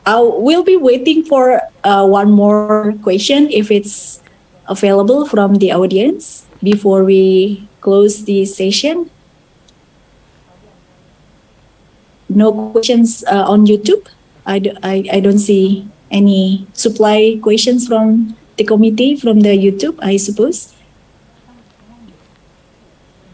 Oh, well, if we have no more questions, then Dr. Munira, I think this is really my pleasure to chair the session. And it is really insightful to listen to your speech. And thank you so much for also everyone for posing very exciting questions and also contributing to our fruitful discussions. And I believe that this kind of event is one of the part of the endeavor to, to create and probably to generate the Global South sort of like perspective, even though it's still quite far from now. But I think we have to give us some credits to do that effort. And thank you, Dr. Munira, once again. And my apologies if for any mistakes and inconvenience while chairing this session. So please join me to give a big round of applause for Dr. Munira. Thank you again, and it's been a pleasure for me. And now I would like to hand over the session to the master ceremony. Thank you. Thank you, Dr. Munira, for sharing your insight and also knowledge on Global South and how to bridge the North-South divide. Thank you also for Dr. Poppy for chairing. Ladies and gentlemen, we are now entering the panel discussion session, which will be led by Ms. Yulida Nuraini Santoso. Ms. Yulida, are you here? Yes. Hello, Karis. All right. So, everyone, Ms. Yulida is lecturer at the Department of International Relations in Universitas Gadjah Mada. She's formerly also a Chevening awardee at University College London and currently serves as the Managing Director of ASEAN Studies Center, Universitas Gadjah Mada. Her interests include transnationalism, regionalism, and also ASEAN in its political security context. Ms. Yulida, you may have the floor. Thank you very much, Karis. Distinguished guests, ladies and gentlemen, welcome to the annual convention of the Global South 2022. This year we engaged the topic of transcending the North-South divide, G20 and multilateralism in turbulent global politics. My name is Yulida Nuraini Santoso. I have the honor of chairing today's discussion. Now today's discussion is very straightforward. We will start with a presentation from each of our panelists, which will then be followed by a question and answer session before we conclude the conference for today. However, tomorrow we will continue with a series of panel discussions, so please stay tuned and rejoin us there. So today's discussion will look at the thoughts of three panelists on the role of emerging economies of the South. and the role that they play in shaping key global agendas. Our first panelist is Dr. Riza Nur Arfani from Universitas Gadjah Mada. Our second panelist is Dr. Alexander Davis from the University of Western Australia. And last but not least is Dr. Sarah Davies from Griffith University. However, Dr. Sarah has become unavailable to join us today, hence her recorded presentation provided be played later on in our discussion. So without further ado, I would like to introduce Dr. Riza Nur Arfani. Dr. Riza is a lecturer at the Department of International Relations, Universitas Gadjah Mada, and currently serving as the director of the Center for World Trade Studies. His areas of expertise include international trade, environment and governance, as well as digital economy and data governance. Arfani has also been working with the World Trade Organization under its Academic Chairs Program and is presently a chair holder since 2010. He is also a National Knowledge Partner for G20 for the 2022 Digital Economy Working Group. Arfani's notable works include the investment chapter of the Trans-Pacific Partnership and Indonesia, a book chapter in Emerging Global Trade Governance, Mega Free Trade Agreements and Implications for ASEAN, a book chapter co-written with Poppy Eswinanti titled How Far Can Indonesia Go? Utilizing TSIA, or the Trade Sustainability Impact Assessment on the would-be Trans-Pacific Partnership, or TPP, Impact for Indonesia, and many more. So without further ado, Dr. Riza, the time is yours. Thank you very much, Dida, also for the warm introduction. And a very good afternoon, everyone. And thank you for inviting me, for the committee, for the colleagues at the Institute of International Studies at the Department of International Relations, or OGM. Thank you for the opportunity to share some of our works, being, as Dida mentioned, National Knowledge Partner for the Ministry of Communications and Informatics of the Republic of Indonesia. So I will be on behalf of other colleagues, including Mas Aim, Mbak Poppy, others who also involved in the works in the past year. Yeah, sort of like accompanying the works of the ministry in the current presidency of Indonesia in the G20 Digital Economy Working Group. So let me share my screen.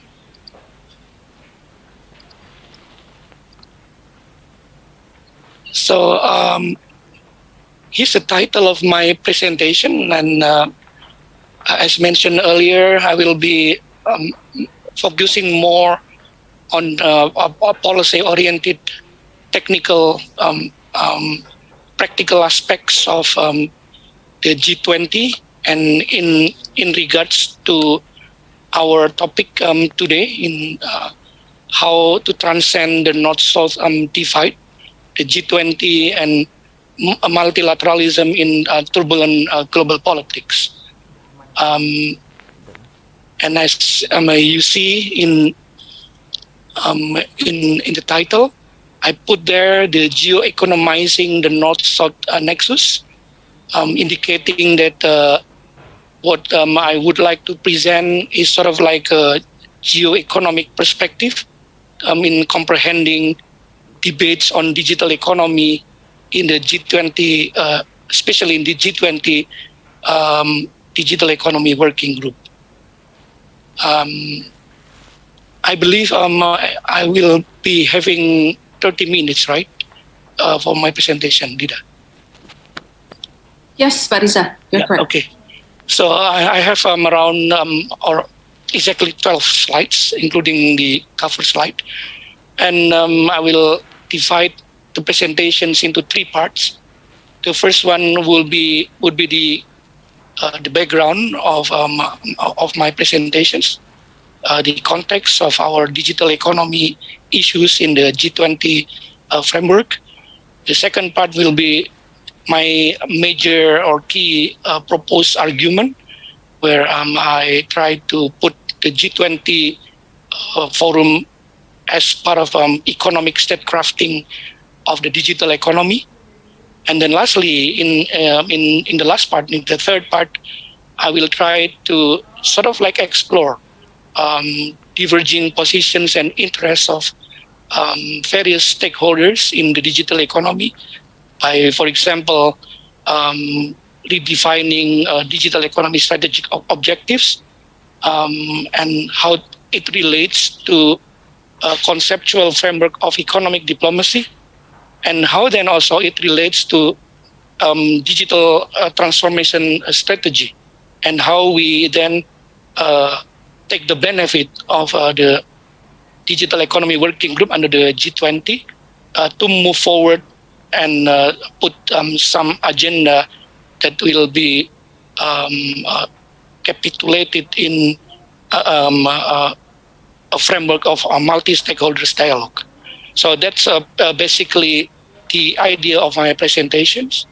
So let me first note that in terms of its historical trajectories, the G20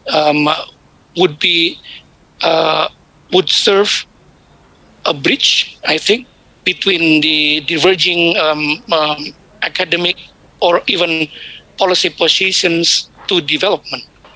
If you look at the emergence of this G20 group, then you can, practically speaking, look at how the forum has been made as a premier forum for international cooperation,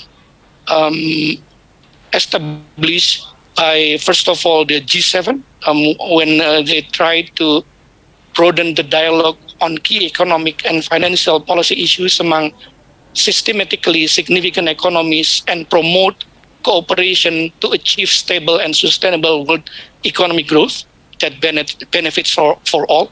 So that's the idea that coming from the G7 group. But also, if we notice very carefully, they also include the ideas of development that have been developed also under the APEC forum, Asia-Pacific Economic Cooperation Forum. I will come back to that later on. But also, they also include the idea of the UNCTAD, the United Nations Conference on Trade and Development, development agenda that also put forward the key roles of the so-called G33, the groups of 33 countries that are coming from the global south, most of them. So basically, the idea of the G20 is already serving the bridge, or I may call it the nexus, that transcend the global south and the global north paradigms, or even positions towards certain issues in development. And I will try to look more deeply on the digital economy notions. And also, if you look at the historical trajectories of digital economy itself under the G20, then basically we haven't seen too long, in a much longer period, how this idea of digital economy inserted in the G20 forum. Only last year that the leaders of the G20 agree to establish the so-called Digital Economy Working Group, DEWG, after the periods of operations of Digital Economic Task Force since 2016, since the presidency of China.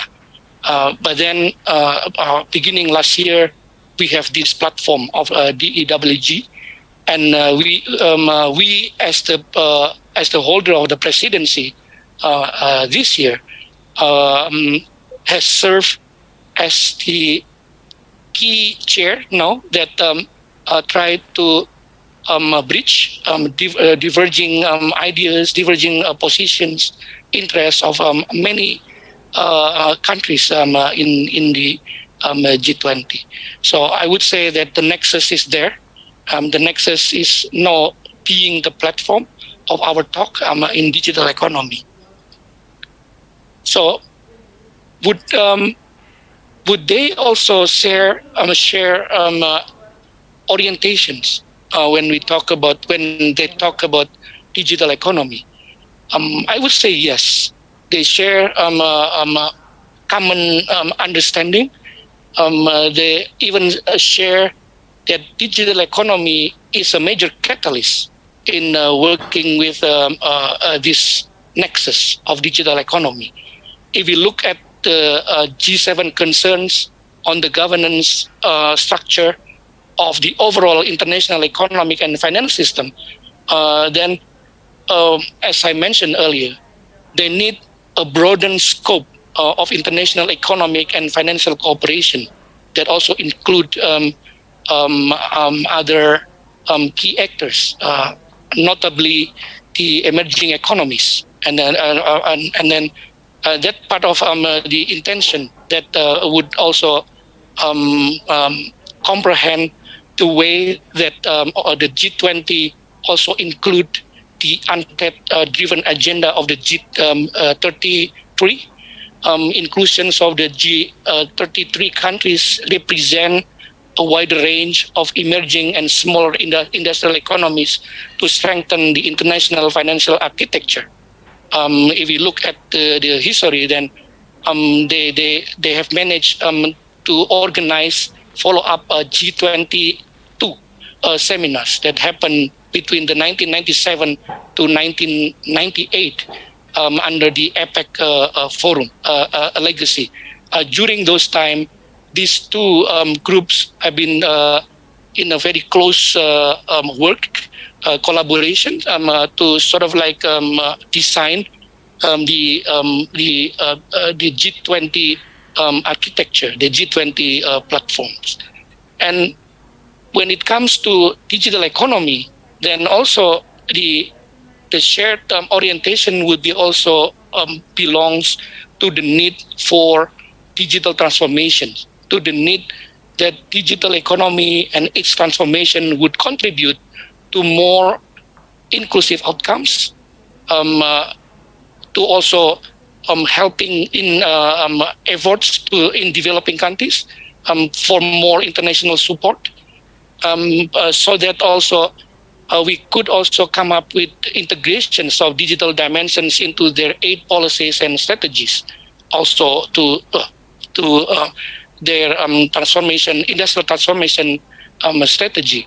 So in this sense, we have this a very clear shared orientations of North and South in the G20 digital economy working group, and DE serve as a major catalyst.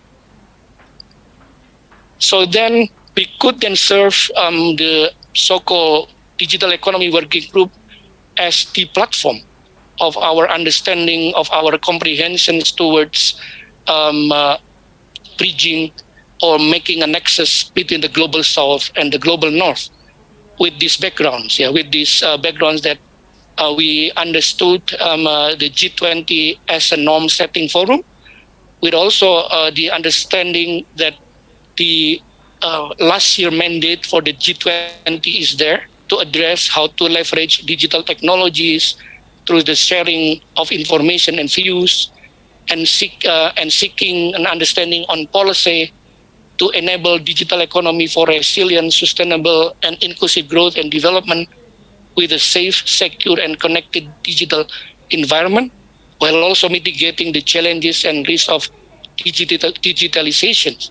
So that kind of mandate have been there since last year, and with very specific working directions that have been adopted by this working group, so that we could then imagine this this kind of a norm-setting forum, especially under the digital economy working group, would be our opportunity to serve the forum as either a cooperative norms forum, hegemonic norms forum, or a decentralized norms forum.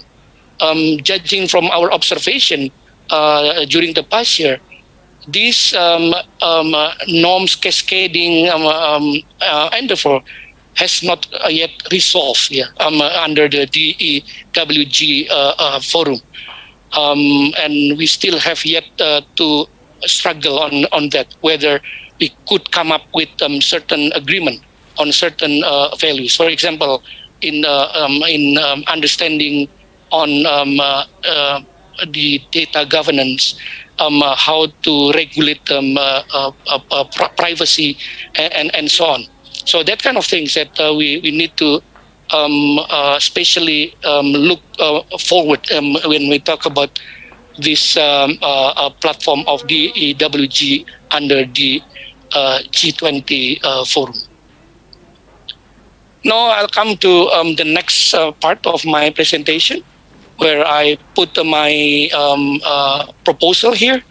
I would say that when we look at digital economy as an issue under the G20 forum, then we should also take into account that this also will be part of our understanding, our comprehensions to geopolitics, to how then this geoeconomic issue, such as the one that offered by digital economy topics, would be also pretty much heavily influenced by the geopolitics. And I would say that the ideas of geoeconomics, especially offered by this Marianne Schneider-Petzinger idea of having to use the economic tools to project power, especially in the backdrop of that is that the Chinese rising, the Chinese getting attention to these economic things, so that we need to then think about what Hillary Clinton call it as economic statecrafting. So I would say that we need to sort of like also come up with this idea of statecrafting the economy, including the one that also we talk on digital economy issues. So that's the key ideas when we talk about geo-economizing the digital economy. And then finally, we need to also have this idea in mind that what we have when we talk about digital economy is somewhat that is state-crafted, meaning that geopolitics, political realism would be the backdrop of any ideas offered in digital economy. So meaning that we need to deal at least in two fronts. The first one would be economy at home, where I think the digital transformation strategy would be belongs to. And then secondly, on its external front, on economic diplomacy. And I would come up with the idea of having 3D approach, digitizing diplomacy. This kind of 3D approach that I would like to offer in this very specific moment. So that what we need to understand further is how we move forward towards creating or defining strategic of digital economy under certain economic diplomatic model, meaning that we need to focus on economic diplomacy as it relates to digital economy in economic diplomacy. And I would say that this is the approach of 3D would be in action. and linking it to the economy at home. How DTS policy scheme and roadmaps could be the key objectives of having economic diplomacy that is relevant to digital economy. So now I'll come to my last part of my presentation. How should we define strategic objectives of digital economy when we have these adoptions of economic diplomacy under the norm-setting forum such as the G20 Digital Economy Working Group? I would say that first of all, first thing first, we need to shift our paradigm when we look at the economic diplomacy practices. We need to focus on economic matters in order to accommodate this key systemic level process, signifying the roles of the G20 DEWG. And in this sense, I think our department has come up with the idea of having a very specific study program, specific programs on digital economy and in relations to diplomacy, in relations to national competitiveness. And I think in this regard, we have signified the importance of connecting the G20 DEWG norm-setting forum to the one that we need to upgrade our competitiveness at home, in our transformation, industrial transformation strategy. But secondly, also it means that we need also to look very carefully the changes to organizations of diplomacy within governments and the development of new forms or formats of diplomatic practices alongside with new diplomatic actors. I would suggest the idea of transnationalizing the G20 DEWG forum to include track 2, track 3, so forth, diplomatic actors. And in this regard, I will come up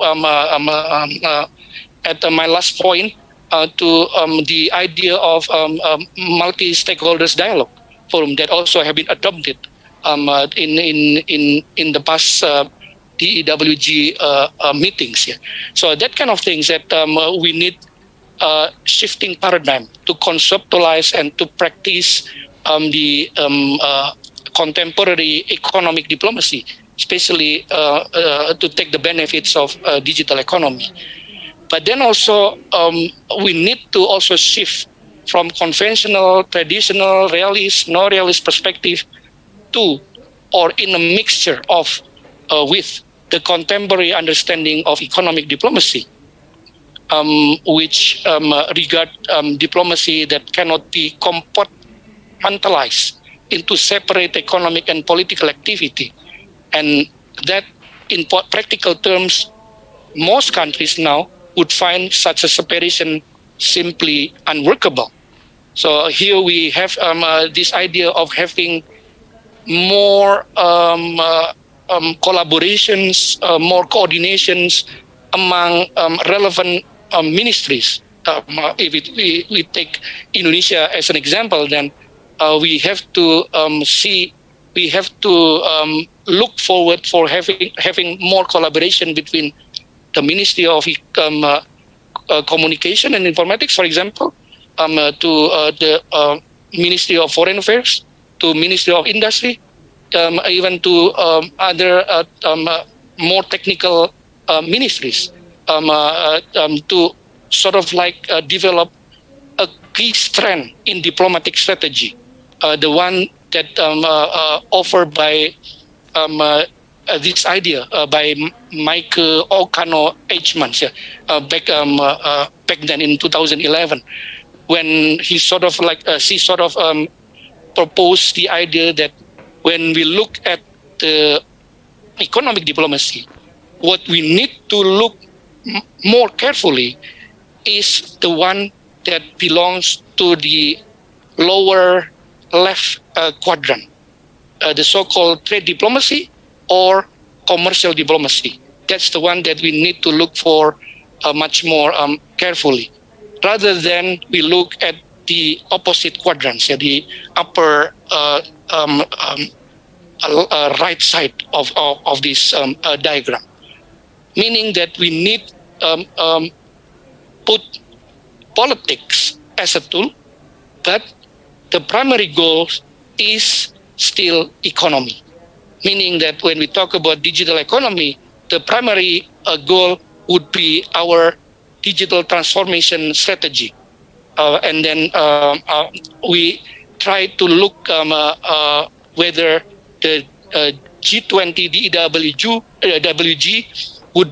would serve as a appropriate forum to do so, or whether we need to also look for other international platforms, such as the one that already existed under the WTO e-commerce joint statement initiative that also happening since 2018.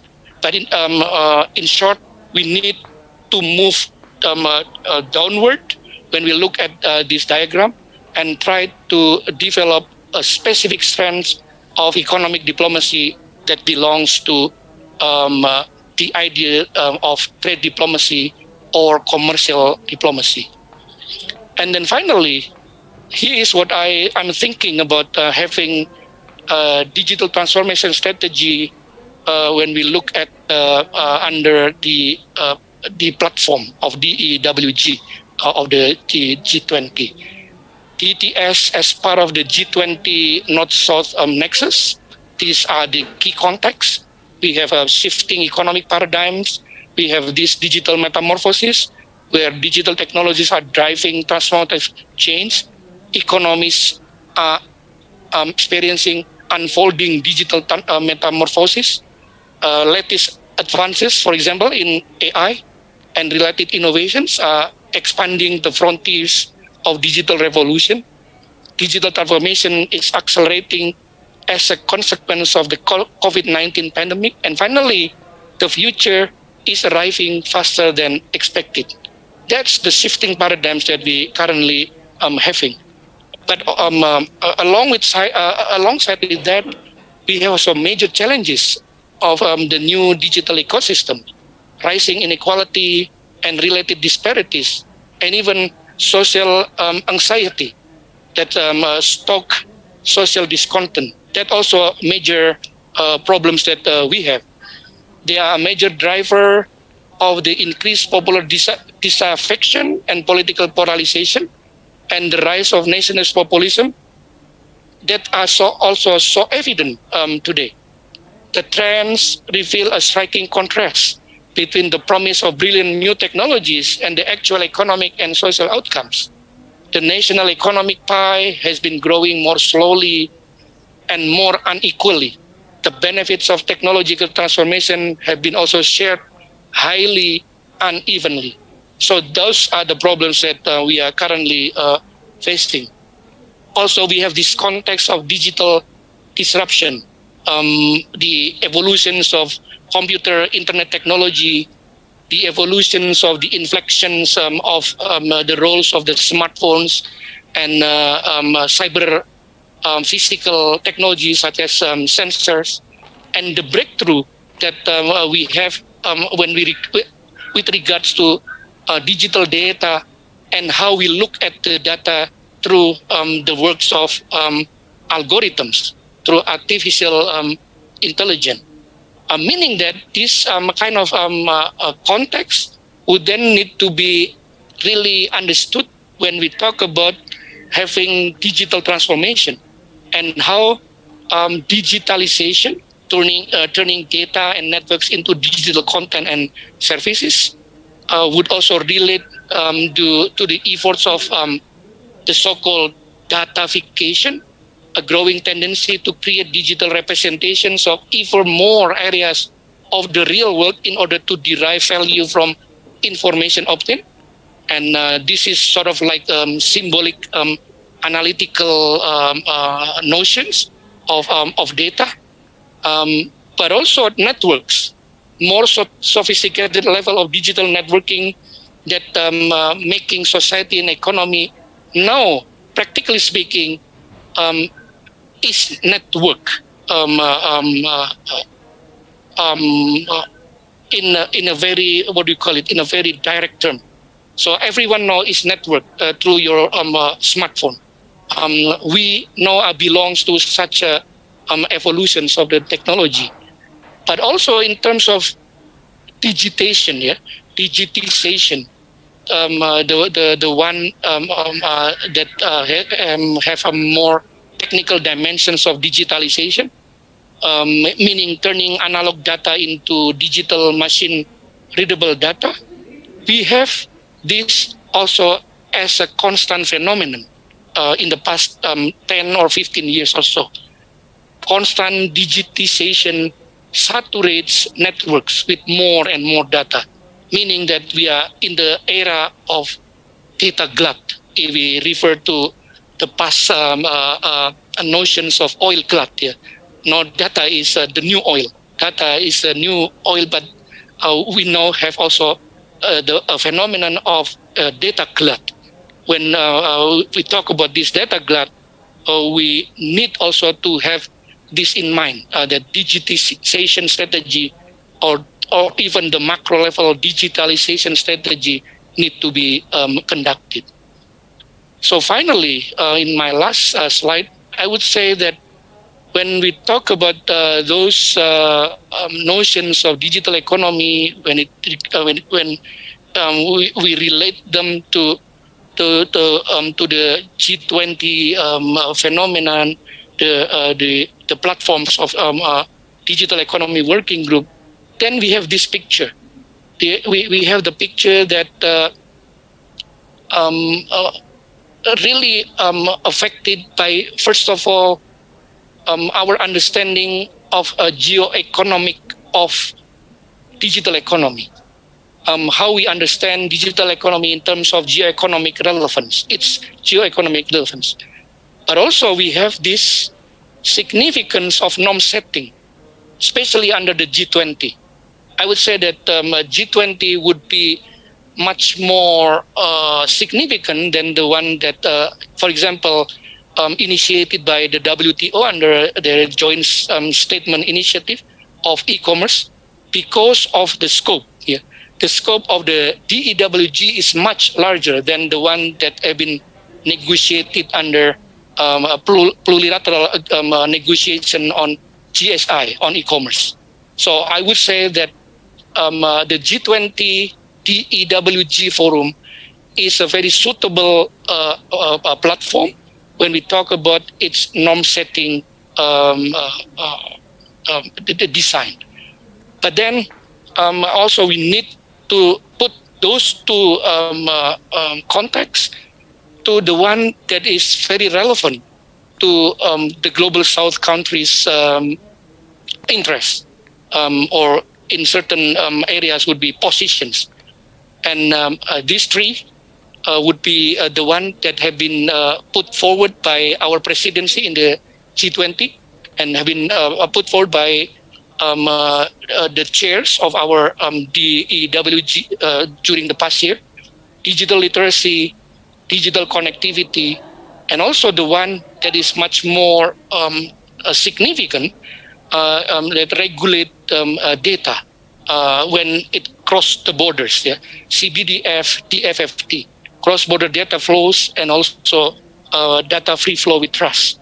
The third areas of concern would be the one that is probably much more significant to our interests and positions when we talk about economy at home. How to relate these areas to the overall industrial transformation strategy on the global South. How digital data privacy and security would also relate to the needs to counter cybersecurity issues, to counter issues of strategic sectors, public sectors, how also to concern with who should be put as an what do you call it, a supervisory body when we look at how the data is regulated. The thing that we are still debating on our PDP, our RUU PDP, perlindungan data pribadi, privacy data privacy protection rights that we have now having currently. On digital infrastructure, also we need to have more attention to that. And finally, also on digital literacy in relations to works, how precarious works that have been offered by digital economy, and how digital transformation would serve to also address such precarity of the works, of digital works, and how we could pull the talents and so forth. In short, what we need to do is something that is very related to the one that we have been talking in the platform of DEWG. When we talk about having a more inclusive dialogue, what we call as a multi-stakeholders dialogue forum that have been started just a month ago, under the DEWG platform. And in terms of economic diplomacy, we need to also really put forward the need for comprehending digitalization's efforts in terms of datafications and in terms of digital networking, but also in terms of digitization as a saturated digital networks. I would say that the forum, the dialogue forum, the multi-stakeholders dialogue forum would serve also as a platform to meet or to bridge diverging interests, positions when it comes to digitalization, when it comes to digitization, and finally when it comes to our approach to digital transformation. So with that, I'll close I'll end my presentation. Thank you, Dida. Thank you very much, Pak Riza. Just in time. I think you highlight a very interesting point on economic diplomacy and how this can be and should be utilized to change the shape, the landscape of politics to the benefit of the Global South, if I may phrase it that way. Hopefully we can discuss this further later on in the session. I would now like to invite and introduce Dr. Davis. Mr. Alexander Davis is a lecturer in international relations at the University of Western Australia. He is currently serving as the head of the Australian Himalaya Research Network and is a foundation member of the network New International Histories of South Asia. Davis's research looks at the historical, critical, and post-colonial perspectives of international relations, with a primary research interest on the geopolitics and ecology in the Himalaya, and a secondary research interest in the Indian diaspora in India-Australia relations and the possibility of decolonizing Australia's international relations. Davis has recently authored a book titled The Geopolitics of Melting Mountains, an International Political Ecology of the Himalaya, scheduled to be published in Palgrave 2022. Davis also has an extensive list of notable works published in reputable journals, which includes Bordering the Post-Colonial State, The Relevance of Sikkim in India's Support for Indonesia's Occupation of East Timor, published in Commonwealth and Comparative Politics, together with Rebecca Stratting in 2022. International Relations and the Himalaya, Connecting Ecologies, Cultures and Geopolitics, published in the Australian Journal of International Affairs, together with Ruth Gamble, Gerald Roche, and Lauren Gon in 2021, and many more. And with that, Dr. Davis, the time and screen is yours. Okay, thank you. Thank you so much for that introduction. It's lovely to be here with you all this afternoon. So I'm speaking to you this afternoon from the unceded Noongar land in Western Australia, and I just want to quickly pay my respects to Noongar elders past, present and emerging. Good afternoon from a very cold, wet and windy day here in Perth. I really wish that I could be with you in person today, and thank you very much for having me. So Professor Munira's keynote raised some really interesting and important issues to my mind about the possibility of decolonising international relations and the transformation of its knowledge production. And I hope that you know that in this endeavour that you do have some allies in the West. So I'm primarily a researcher focused on Indian foreign policy, and I've also written a book about the colonial origins of the discipline of international relations. And from that study, I'd argue that Indian foreign policy, that the origins of the discipline of the study of international relations are not so much Western as they are colonial. A lot of international relations foundational ideas came from the colonial frontier. They were worked out by colonial thinkers who were based in places like South Africa and India, but also from Australia and Canada. And those ideas were circulated around the empire through the study of international relations, sent back to the imperial metropole, and they were used to justify their domination of world order. Now, India and Indonesia's post-colonial foreign policies played a really crucial role in the decolonisation of world order. And I think that legacy continues partly with our proceedings today. And that's one of the reasons that I was so keen to talk to you this afternoon.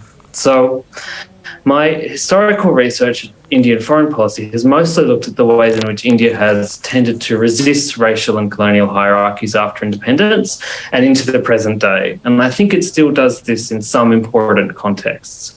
We can see this in its activism at the WTO, the G20, its efforts to challenge and invert the hierarchies at play in the liberal international order. But more recently, India's improving relationship with the US and Australia has led people here and in America to assume that India has sort of shed its post-colonial identity and is starting to behave the way that any quote-unquote normal democracy would do, and will sort of join a struggle with them against China and against authoritarian states. This, to my mind, is really not the case at all. It's based on Western colonial imaginings and assumptions about India and Indian foreign policy. India's foreign policy is still fundamentally shaped by its post-colonial identity, and we can see that partly in its approach to dealing with climate change as well. But studying international affairs from a post-colonial perspective, looking at the historical colonial legacies of Indian foreign policy also has drawn my attention to the ways in which India maintained colonial hierarchies at home, and particularly colonial practices of bordering in some of its frontiers. That original colonial creation of borderlands, the drawing of lines on the map by colonial powers, has been maintained today by the international system, by the connection between sovereignty, culture, territory, and nationalism. And this is also connected to this rise of majoritarian nationalism in India and China. And that's what's drawn my attention to these borders, to the Himalayan region, and to its environmental politics. And when we look at the Himalaya, When we look at Himalayan Asia, the state-based focus of international relations becomes really insufficient. And I think this has really important meanings for the idea of climate justice. And that's what I'm going to take you through this evening. So China and India agree on a huge amount in the sort of Conference of Parties process, the UNFCCC process, and the global push to move into a green energy, to transition to green energy. The Global South and developing states in these negotiations draw on these climate justice arguments through the principle of common but differentiated responsibility for climate change, and they are completely right to do so, by the way. This is accepted by all serious negotiators as something that needs to take place, that the West has industrialized, that's given it its economic dominance, and it's sort of extracted a huge amount of value from the Global South. And so it's necessary that those places like China and India, but also Indonesia, decarbonise more slowly so they have a chance to develop before reaching net zero targets. So China aims to peak in 2025, peak in 2025, and then drop off slowly, hitting net zero by 2060. India plans to peak a lot later in 2045 and has set a net zero target for 2070. But it's important to note then that these targets are still ultimately insufficient and incompatible with the UNFCCC goal of a 1.5 degree warmer world. Now, the reason so I say that, but it's more important to think through just how are these plans to get to net zero taking place? And that raises questions of climate justice, but for who? A key part of the way that both of these major states are planning to reach net zero is through hydropower dams on Himalayan rivers. And that's what brings in these questions of climate justice. That a lot of these rivers that are central to the sort of Himalayas, Asia's water tower, and when looking to create a green energy transition and by decarbonising, this is being shaped by their geopolitical rivalry. These rivers flow through contested borders. There's a geopolitics to this, which is really important and really central. But these border disputes raise really interesting questions of climate justice, colonisation by post-colonial states, and questions of geopolitics that I think are really important to think through. So this takes us back to a bit of a keynote speech, but I want to start by, to understand this talk, you need to understand how the Himalaya looks in international relations. And it's really dominated by this states and security realist geopolitics paradigm for thinking about India, China and Pakistan relations, but Nepal and Bhutan as well. The focus in the region is on strategic elites, on foreign policy elites operating out of places like Delhi, Beijing and Islamabad. And Nepal and Bhutan are only talked about as buffer states, small states that have to find a position within the rivalry between India and China. And then there's all this scholarship on basically on military strategy. There's really only one question that's asked within this dominant body of scholarship. Conflict or cooperation? Under what context will they cooperate, and under what context will they fight? But I think this is sort of insufficient. This is indispensable to understand the region, the geopolitical questions of conflict and cooperation, but ultimately it's insufficient to understand the region for a variety of issues, and it obscures as much as it tells us. So it misses the role that the environment plays in the conflict itself, in creating the border conflicts. It erases the cultural diversity of the mountains. We're talking about a place, about large numbers of peoples, cultures, linguistic groups that don't sit comfortably within the cultural mainstream of India or China. It looks at the history of the construction of borders and foreign policy elites. There's some outstanding historical research into the creation of these borders, but it doesn't go much deeper than that. It doesn't question the idea of bordering Himalayan ice caps in the first place. Now, particularly important, so the Himalaya is sort of a periphery. It's a geopolitical periphery. But in terms of in terms of the environment in the world, in terms of global climate change, it's actually the center. It's actually the sort of the core area that we need to be thinking about. So the Himalaya ice caps, for example, they create all of these rivers that have enabled the enormous population density that we see in South, East and Southeast Asia, but it also enables the monsoon. So the monsoon is caused by hot, dense winds coming north up off the Indian Ocean, hitting the high peaks of the Himalaya. That causes it to cool down, and that leads it to fall back down onto the Earth's surface as rain, and that maintains these enormous rivers that have enabled the population density in South Asia and East Asia and Southeast Asia as well. So what that means for us is that the India, China, Pakistan border conflicts in the Himalaya are far more complicated than usually acknowledged in international relations, and they require really different solutions than simply fixing the correct borders and coming to state-based agreements. And I think that this holds broadly for environmental politics around the world and for the green energy transition more generally. Instead of just looking at sort of states as geopolitical actors, we need to look at the ways in which cultures and ecologies and geopolitics are entangled with one another. And the Himalaya is an ideal place to think that through. So I like to show this slide whenever I'm talking about it because I think it gives you a really strong sense of the region that we're talking about, that it's an incredibly distinctive, transboundary, international region that has been dissected by state actors who are sort of squabbling over its resources instead of finding ways of constructing transboundary management over its resources in the region.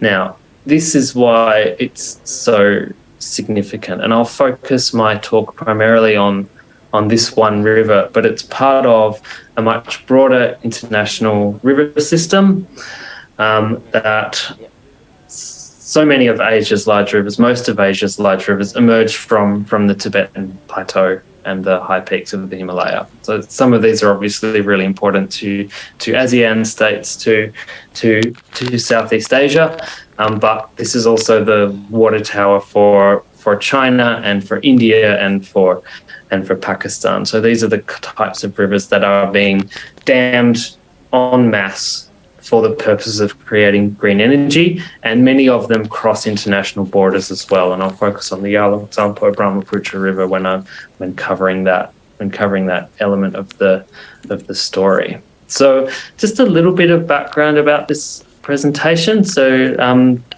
the chair noted that this is part that I've been working on a book called The Geopolitics of Melting Mountains. That is where this research comes from.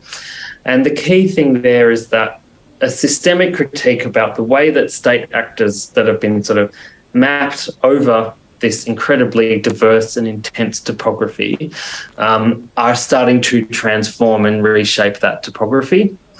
And that this is causing a huge number of environmental issues that have serious implications for the idea of a just transition to green energy.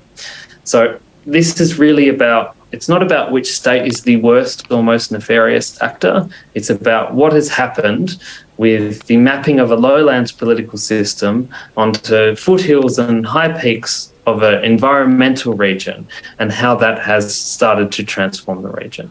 So I want to re-theorize how the international system in the Himalaya works with Himalayan ecologies and local communities at the center, and with an awareness that the environment, the earth is a geopolitical actor, and it transforms geopolitics, and through human activity is similarly transforming. It's transforming the earth, which is transforming the geopolitics that we face. And I think that is a useful way of thinking about climate change politically, the relationship between humans and the earth and how that reshapes geopolitics. The case studies that I'm particularly focused on in the book are the Western Himalaya, Sikkim, Nepal, Bhutan borderlands, and then the Brahmaputra River Basin.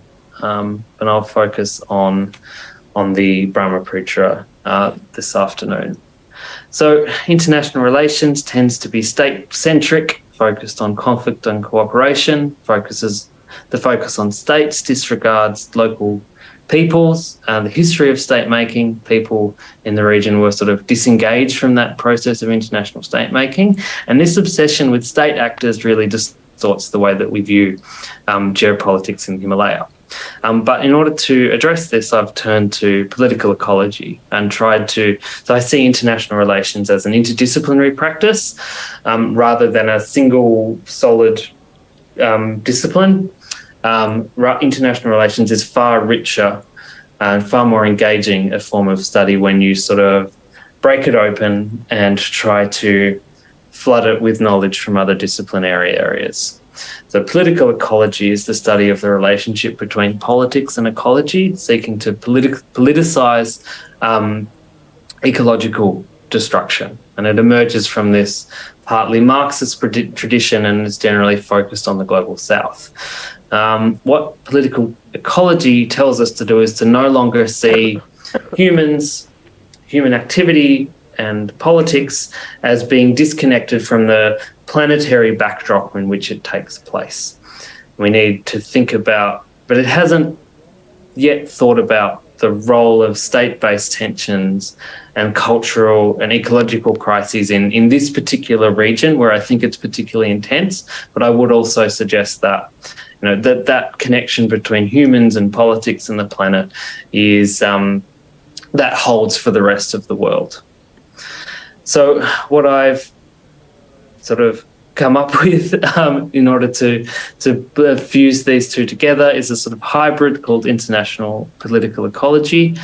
And if we think through this region with an understanding of how this system works in the Himalaya, with an emphasis on the region's more than human ecology, then we have a much deeper understanding of its politics. So I'm seeking to blend critical IR approaches, particularly post-colonial international relations with political ecology scholarship. But political ecology scholarship hasn't yet really zoomed in on the geopolitical side of things, the role of states contesting borders and what that does to an ecological zone or to the planet more broadly.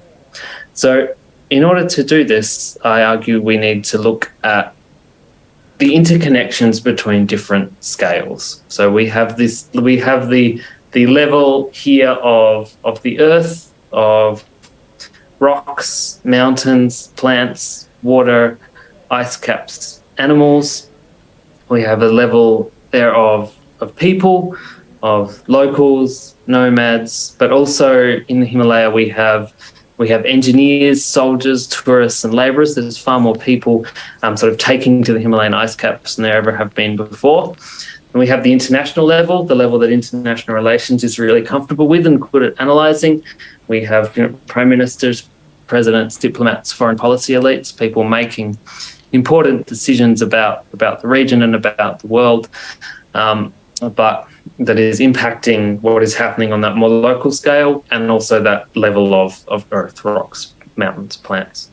Then we need to look at the global scale, the sort of transnational capitalist system that we live in and the Earth's climactic systems. What happens at the planetary level is affecting and is going to continue to affect local ecosystems. That is very much the case in Indonesia, it's the case in Perth, it's the case in the Himalaya, it's true everywhere. And what we need to think through is how do these different scales interact with one another to produce different environmental and political outcomes. So what I'll do with the rest of my time is take you through how that is affecting this one particular river system. So the Brahmaputra River, I think, is the best place to think this through if we're talking about transboundary rivers and ecosystems. It's a really remarkable, unusual river. It's the highest river in the world in terms of its altitude. It emerges at Angsi Glacier in Tibet near a sort of pilgrimage spot called Kailash, one of the tallest mountains in the world. It travels through Tibet for, I think, 2,000 or so kilometers. And then it turns really sharply at this point here, in between some of the world's tallest mountains. And then it loses an incredible amount of altitude over just a few hundred, over just 1 or 2 kilometers. It has this incredible tumble down the Himalaya, where it gathers even more water in this section down here in northeastern India through monsoonal flows. And then it travels through, so that section of the border is contested. That's where there's Indonesian and Chinese troops contesting the border. It flows through Assam, where it has this incredible propensity to flood. It's an enormous floodplain, and it's also one of the most sediment-rich rivers in the world. That sediment comes from the Indian subcontinent, still crashing up into the Asian continental plate and grating against each other. This tension produces a lot of silt, which ends up in the river, which makes these incredibly fertile floodplains, but also makes it difficult for engineers to control. It's one of the least sort of controlled rivers in the world. But the plans that are being made now for damming this river to produce the green energy that's needed to avoid a climate catastrophe is a particularly dangerous situation. So it then drains out through Bangladesh. And that's what's important here, is that the river was always alive in the region's geopolitics. The river and the environmental topography is partly responsible for the construction of it as a borderland, the idea of it as a colonial frontier, the idea of it as difficult to control and as difficult for humans to engineer and sort of build infrastructure around. And that's contributed to it becoming the source of territorial disputes. Once India and China and Bangladeshi states are created, they're partly created on the basis of, sharing water resources, and it makes the river goes through such intense jungle and high altitude spaces that it's taken this long. It's only in the last decade or so that state actors, outside actors, have been able to control it and seek to dominate it. And it's still this incredibly slow, difficult process to develop infrastructure to the contested borders that the river flows through. And that is this enormous engineering challenge that is starting to change, that the Indian and Chinese states, partly based on their border disputes, are starting to have substantial infrastructure builds that are enabling them to build dams in this high altitude areas and the jungle areas of this river. Sorry, just having a little bit of trouble with my slides there. So that points towards this connection between geopolitics and ecology. On the Indian side of the border, road building is incredibly difficult, and it's always slowed by heavy rains and floods because of the monsoon on the Indian side. But those floods are leading the states in the region to want to build dams to control the water flow, to sort of dominate the river itself, and with that they are estimating that they can generate almost, I think, just in this Indian state of Arunachal Pradesh, they think they can generate something like 50% of India's green energy. This is troop positions all along the line of actual control. The contested border have expanded in recent years. At times of conflicts, water flow data is actually withheld. And as a result, partly of the geopolitical conflict, there is almost no transboundary cooperation between India and China, the two major states that are contesting the river, on as to how to manage the river, how to ensure that the region is environmentally protected. And we're seeing with floods in Assam in the last few months that the enormous difficulty that humans face in sort of trying to tame the river. The question that comes out of this, I think, is it actually possible for human beings to control this this river. And this is where the green energy issue comes in, there is a push to do this. There is an attempt to control this river and to use it for the production of green energy. I put green in scare quotes there because in some ways I think this is kind of the anathema of green energy. So, sorry, it wasn't 1/2 of India's electricity. It's 1/3 of the power needed for India's electricity that they think can be generated by hydropower. But the issue here is that will require the construction of a huge number of dams around the state of Arunachal Pradesh. All of those dams have really damaging local ecological consequences. And similarly, there's Chinese dams being planned for this as well. So China has for a long time had plans for a mega dam just on the bend of the river, the section where the river loses all of that altitude over a really short period of time. The plan there is to build a water diversion tunnel under one of the world's tallest mountains called Namcha Bawa, where the river loses 2,000 metres of altitude. So this is a run-of-the-river dam, the idea being that you build a diversion tunnel that takes the water out of the main channel of the river, plunges it underneath the mountain. That can be used to spin turbines to generate green energy. This is part of China's most recent 5-year plan, and this is expected to generate an enormous amount of electricity. This is causing a really strong reaction in India, which is causing the dam and the river to become securitized.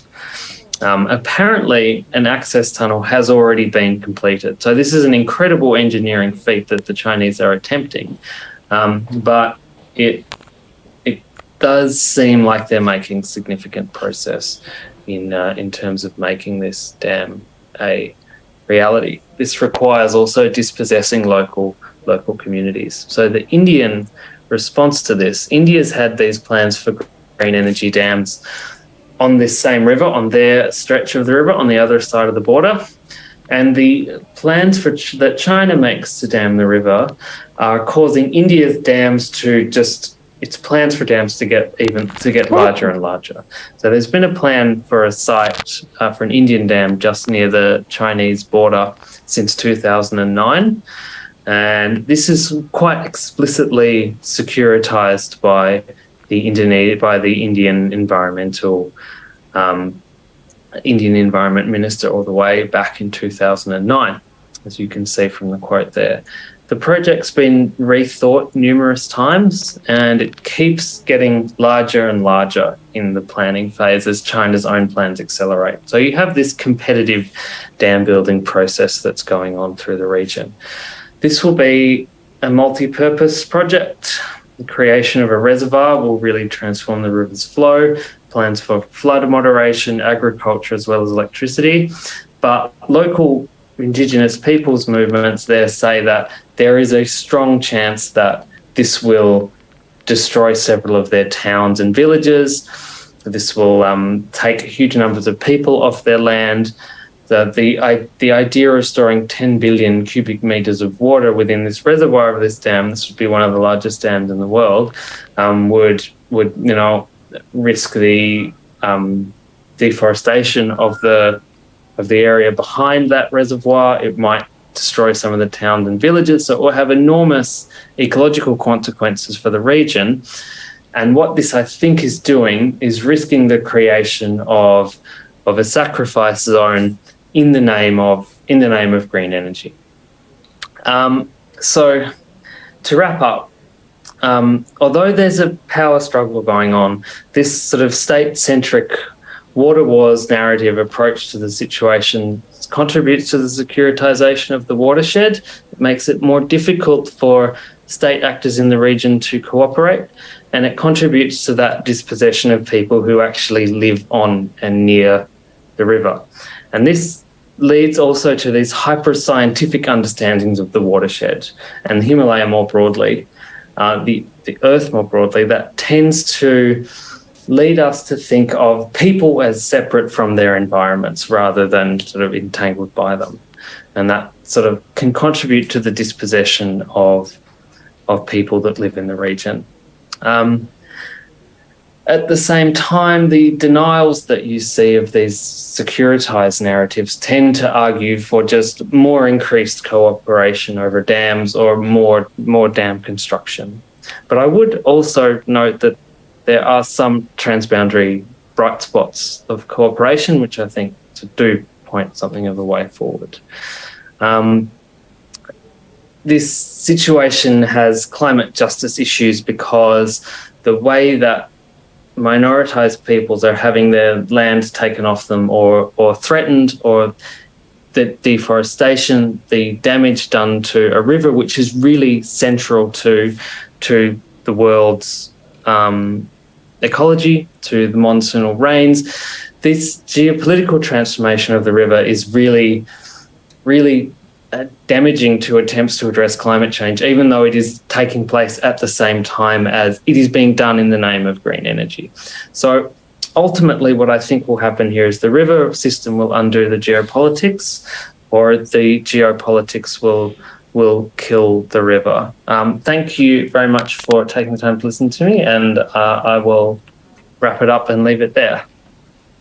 Thank you very much, Dr. Davis. If I may reiterate, in that sense, the Himalaya is somewhat a reflection of what is wrong in many ecological systems that share more than two borders and across emerging nations, but are seriously mismanaged on a policy and perhaps on a political level also. And thinking of it this way, I think we have many instances of this in the ASEAN region as well. So again, hopefully we get to discuss this further later on in our session. Last but not least, I would like to introduce Dr. Sarah Davies, who is unfortunately unable to join us today, but has very kindly recorded her presentation for us. So allow me to introduce Dr. Sarah. Sarah Davies is a professor and research director at the School of Government and International Relations at the Griffith University, Australia.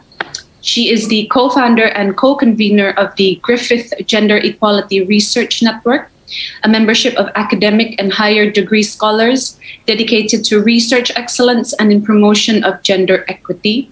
Davies is currently serving as a co-editor-in-chief of the Australian Journal of International Relations. Davies's recent research focuses on global health governance and the women, peace and security, with a particular contribution of advancing feminist methods in the discipline of international relations.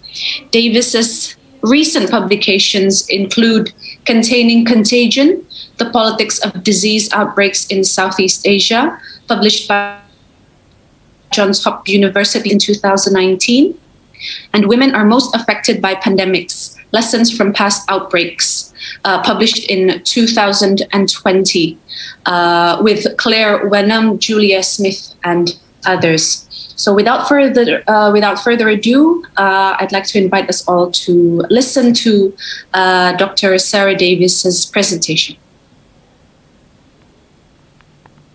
The Global Health Cooperation in response to COVID-19. My name is Sarah Davies.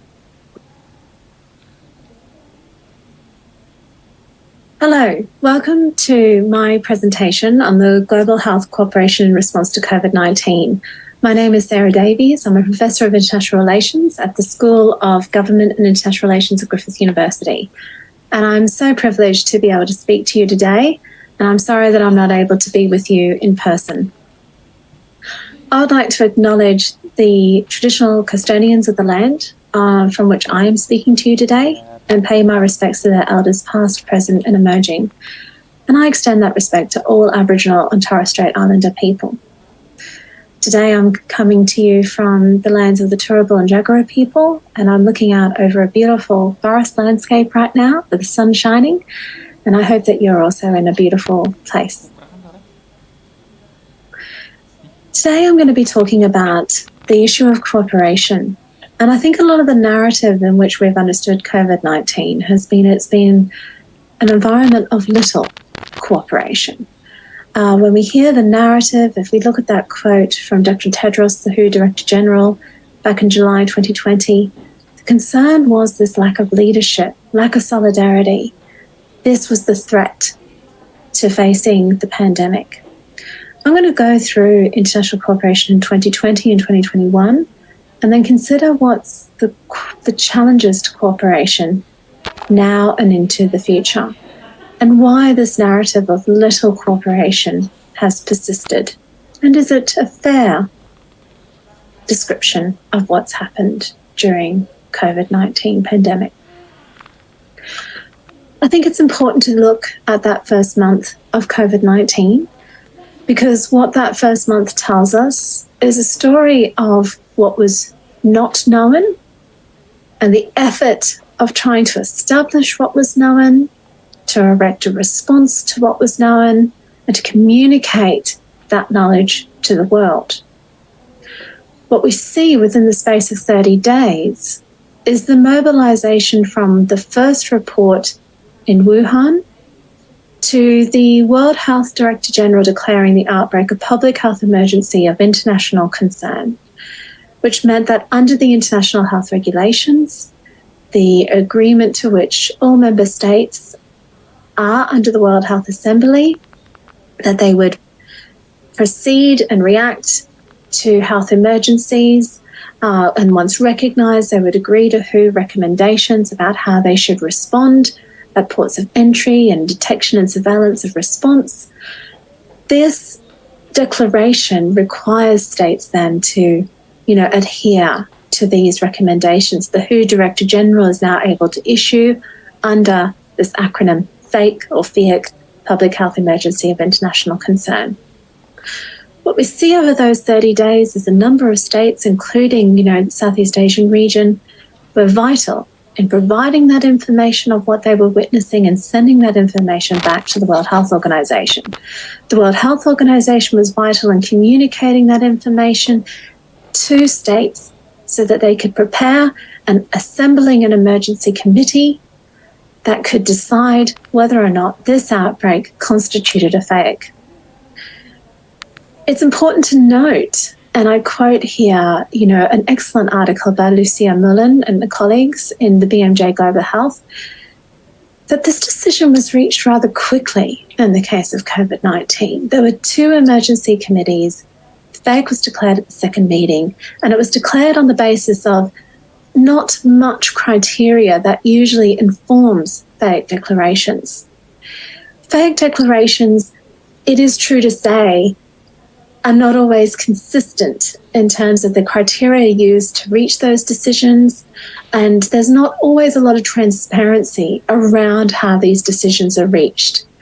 And these are going to be important questions, I think, moving forward for the international health regulations, if there are any revisions that are made to this instrument.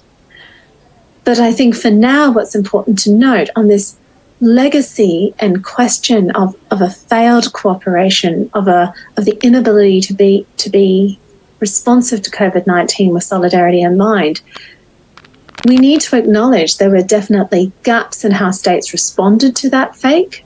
Not all states took that fake seriously and changed their behaviour accordingly.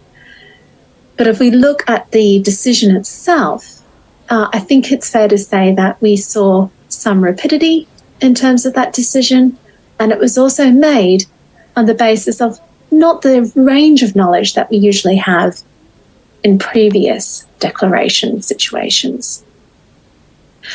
It's fair to say, though, that over that first 6 months of COVID-19, there was a serious effort to try and reach a collective understanding of how to respond that continually met hurdles.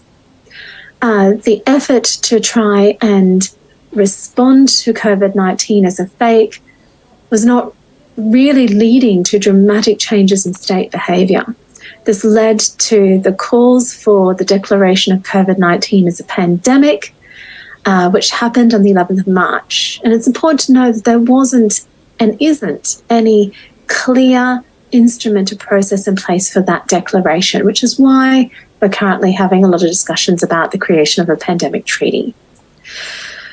The World Health Organization, with partners including the World Bank and Gavi and the Global Fund and the European Union, did try to erect some solidarity response funds and pooled technology arrangements in those first 6 months in anticipation of the logistics and supply stresses that would emerge on the global system, which is indeed what happened.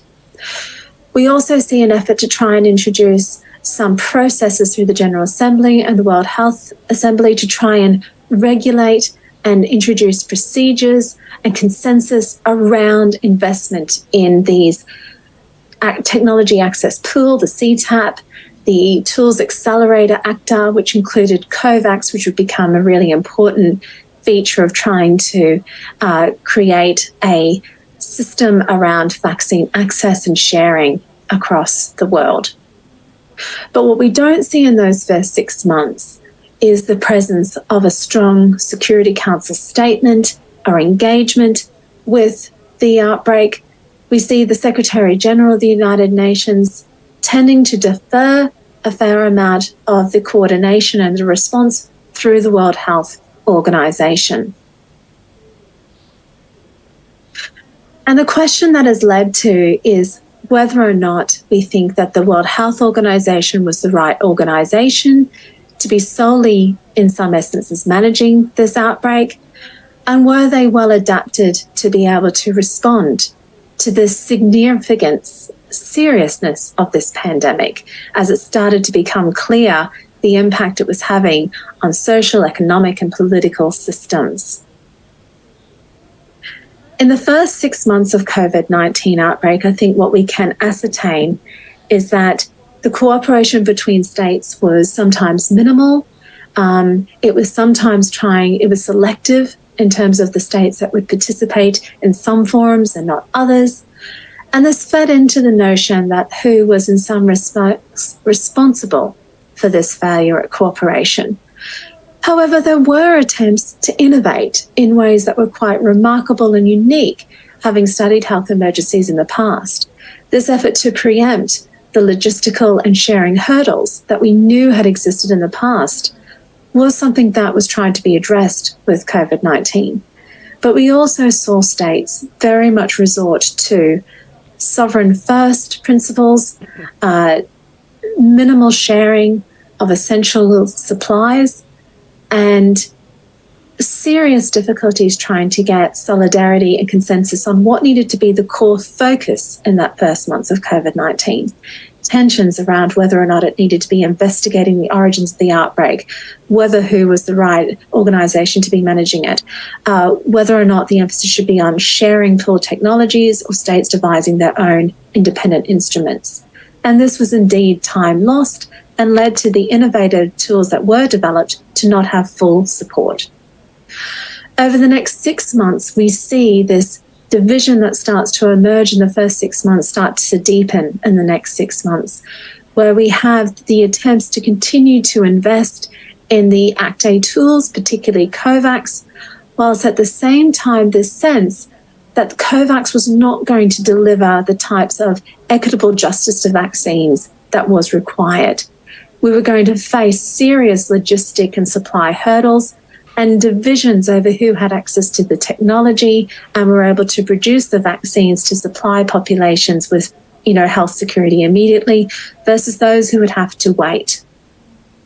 There was not always consistent, powerful state investment in COVAX in that last 6 months of 2020, which led to questions about who was going to have to sign up to the COVAX scheme and wait for their vaccines versus who were going to be able to seek access to vaccines outside of these types of requirements.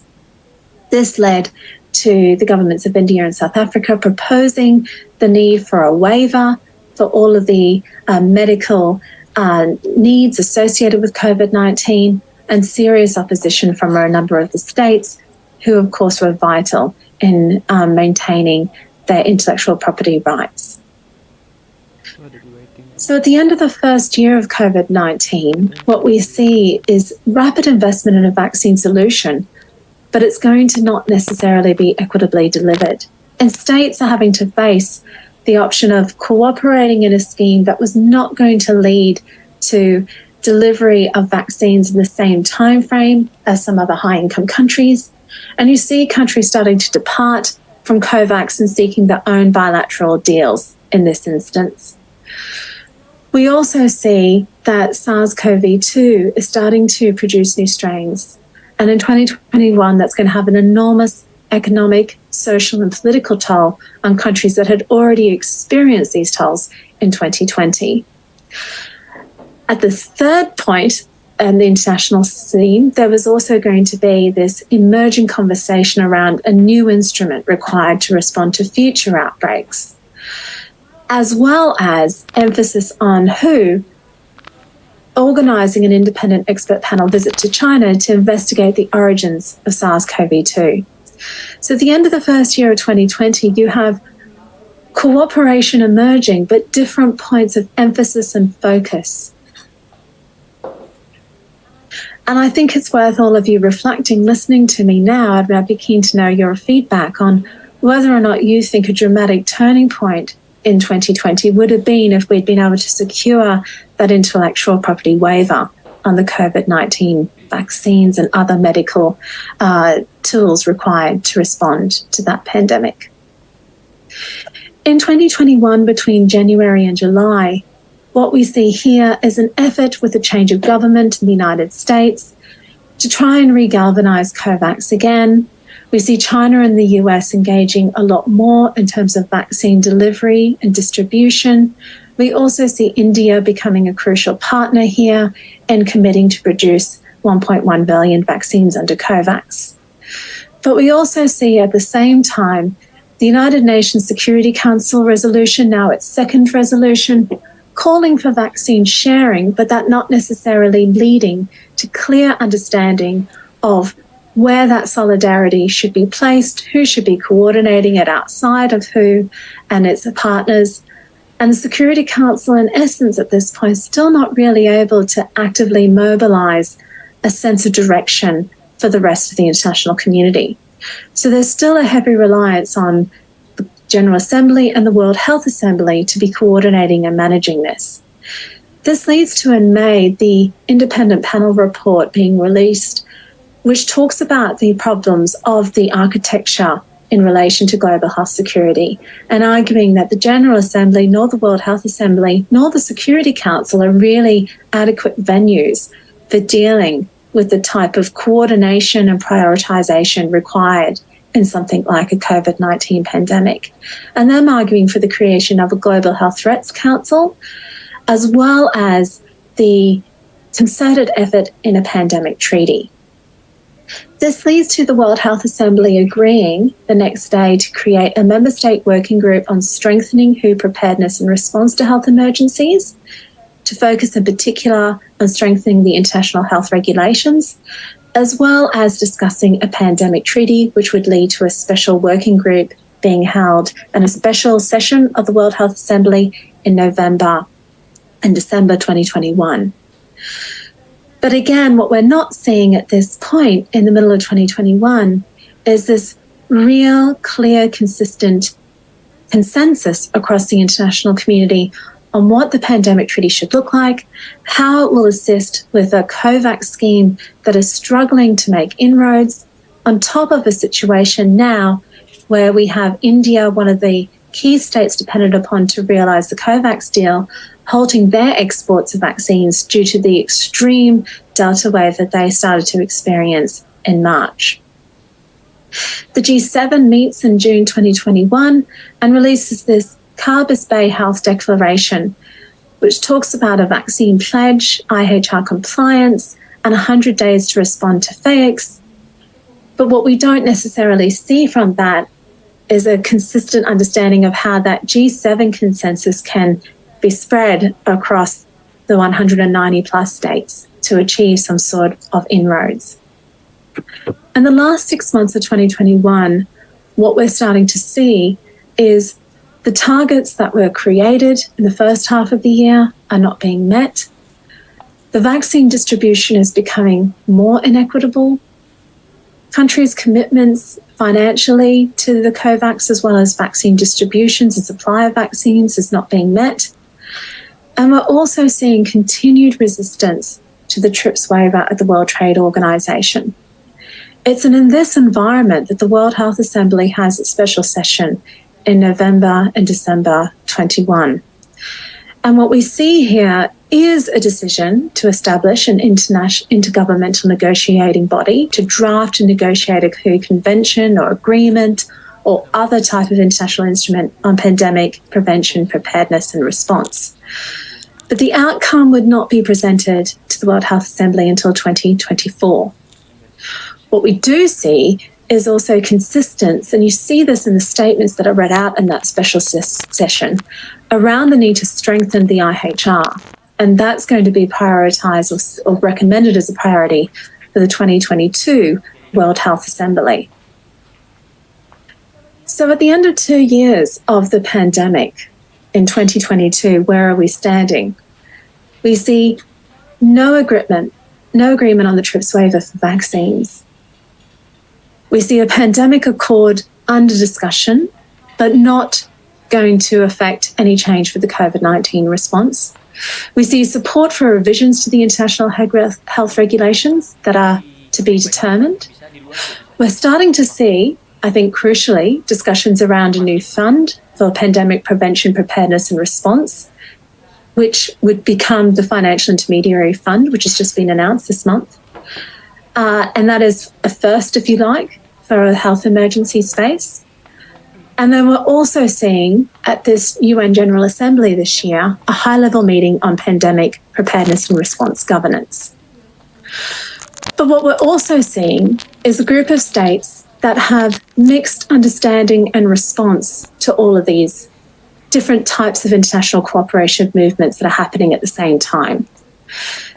The working group released a survey that had sought to collect responses from member states on what they wanted in terms of the mechanism for implementation of a pandemic preparedness and response treaty or agreement. And what we see here actually, out of the very small percent rate, only 8% of response rate, 24%, is that the majority of our states that completed that survey really want there to be emphasis on the existing frameworks that we have. Instruments such as the international health regulations, arguably the TRIPS agreement, are the ones that need to be amended rather than necessarily creating new instruments, not particularly high support for the creation of new instruments. So I think what we need to consider in all of this at the moment is that the creation of more and more and more agreements and frameworks isn't necessarily going to overcome the cooperation challenges that we have. The cooperation challenges that we have is a consensus and an alignment on understanding what are the issues of inequity, of injustice, and what can be done to overcome those that are rubbing up against the geopolitical realities and divisions that were there before COVID-19, but have definitely deepened during. So we need to go into this next phase of the COVID-19 recovery with a really clear understanding, I think, around the limitations, but also where there is perhaps consensus. I think in terms of the WHO Pandemic Treaty, what really needs to be understood or perhaps thought about more is that the IHR revisions does have majority consensus. So prioritising amendments there and strengthening those regulations may be the first step then towards being able to understand what the pandemic treaty needs to focus on and guarantee and seek states' commitment and guarantee. Because this is a treaty that will only be strong if it's got the majority of states participating in it. In terms of TRIPS, then perhaps needs to be a recognition and more concerted effort in the international space to recognising that even if the TRIPS agreement is secured, the TRIPS waiver is secured, it's only going to be specific to COVID-19. There is a deeper inequity and injustice occurring here with intellectual property that really does need to be addressed, perhaps outside of even COVID, because as some are starting to argue, the waiver even for COVID-19 is not going to address this endemic insecurity. And what we're seeing here now is partnerships and alliances that are starting to happen at the regional level because of this sense that TRIPS and the WTO is not going to deliver the justice and security that is needed. There is significant cooperation around the financing and indeed a desire for this financing facility that's been created by the World Bank with association with the World Health Organization to work. But we also need to face the fact that it is going to be under immense stress when it's placed within a context of all the other types of demands and competition for donor funds at the moment. So the dedication of thinking and practice to how pandemic prevention and planning can be embedded with other existing social, political and economic inequalities in societies is going to be perhaps the best pathway towards preparedness and recovery. We're in a situation where the donor funds may actually be starting to diminish. So thinking really strategically about how these financing facilities can secure the types of health system strengthening that will benefit populations at risk, populations who could be neglected during pandemics and emergencies, as well as strengthen the type of national level detection and response measures really needs to be a priority going forward. We also have a story of human rights in COVID-19 that to a large extent has been neglected. Human rights has been largely told through the stories of equity and justice around the area of vaccine and also the impacts of the lockdowns. But I also think too that there's a story that we need to tell here about what we think is acceptable in terms of civil liberties and freedoms during future pandemics. Who is best placed to operationalize public health interventions, and what type of society do we want to strengthen during a pandemic and in its aftermath? Civil society has played a tremendously important role in a number of situations where they have, prior to the outbreak, not always been given the support and recognition that they need, particularly in health emergency response. And I think they're right to exist, and supporting them as being part of the financial facility and even part of the types of national action planning for pandemics preparedness needs to be seriously considered. Beyond 2022, what I think we need to be thinking about and prioritising is the inequity of the COVID-19 and the consequence that it's had for populations in terms of the fact that the Human Development Index has dropped for 90% of countries. We've got record number of people who depended on social welfare support, but less than a quarter were gender sensitive. That's going to have a generational impact now. And we've also got a situation where a number of countries have made significant losses in areas such as vaccination coverage gaps. So again, thinking about important introductions like that financial facility, thinking about this relationship between pandemic preparedness and response and addressing the losses that have been created due to the COVID-19 pandemic is a really important area of cooperation that needs to be happening. There's also a situation where the technology has not delivered equity for everyone. We've got populations now around the world that are vaccinated perhaps with an effective vaccine, or vaccinated with partially effective vaccine, or some citizens that are not vaccinated at all. COVID-19 is not yet over for a large number of populations. What does this mean in terms of cooperation at the international level? I think what it means is that we've seen now that health can be a site, yes, of innovation, if we think about the ACT-A and Accelerator, but it can also be a site of inequity and injustice. The idea that health can be a neutral space where diplomacy can be secured, I think has been challenged in the last 2 years. It's important to continue to promote health and global health architecture and global health financing, But it also needs to be with a recognition that this too is a space that is not neutral.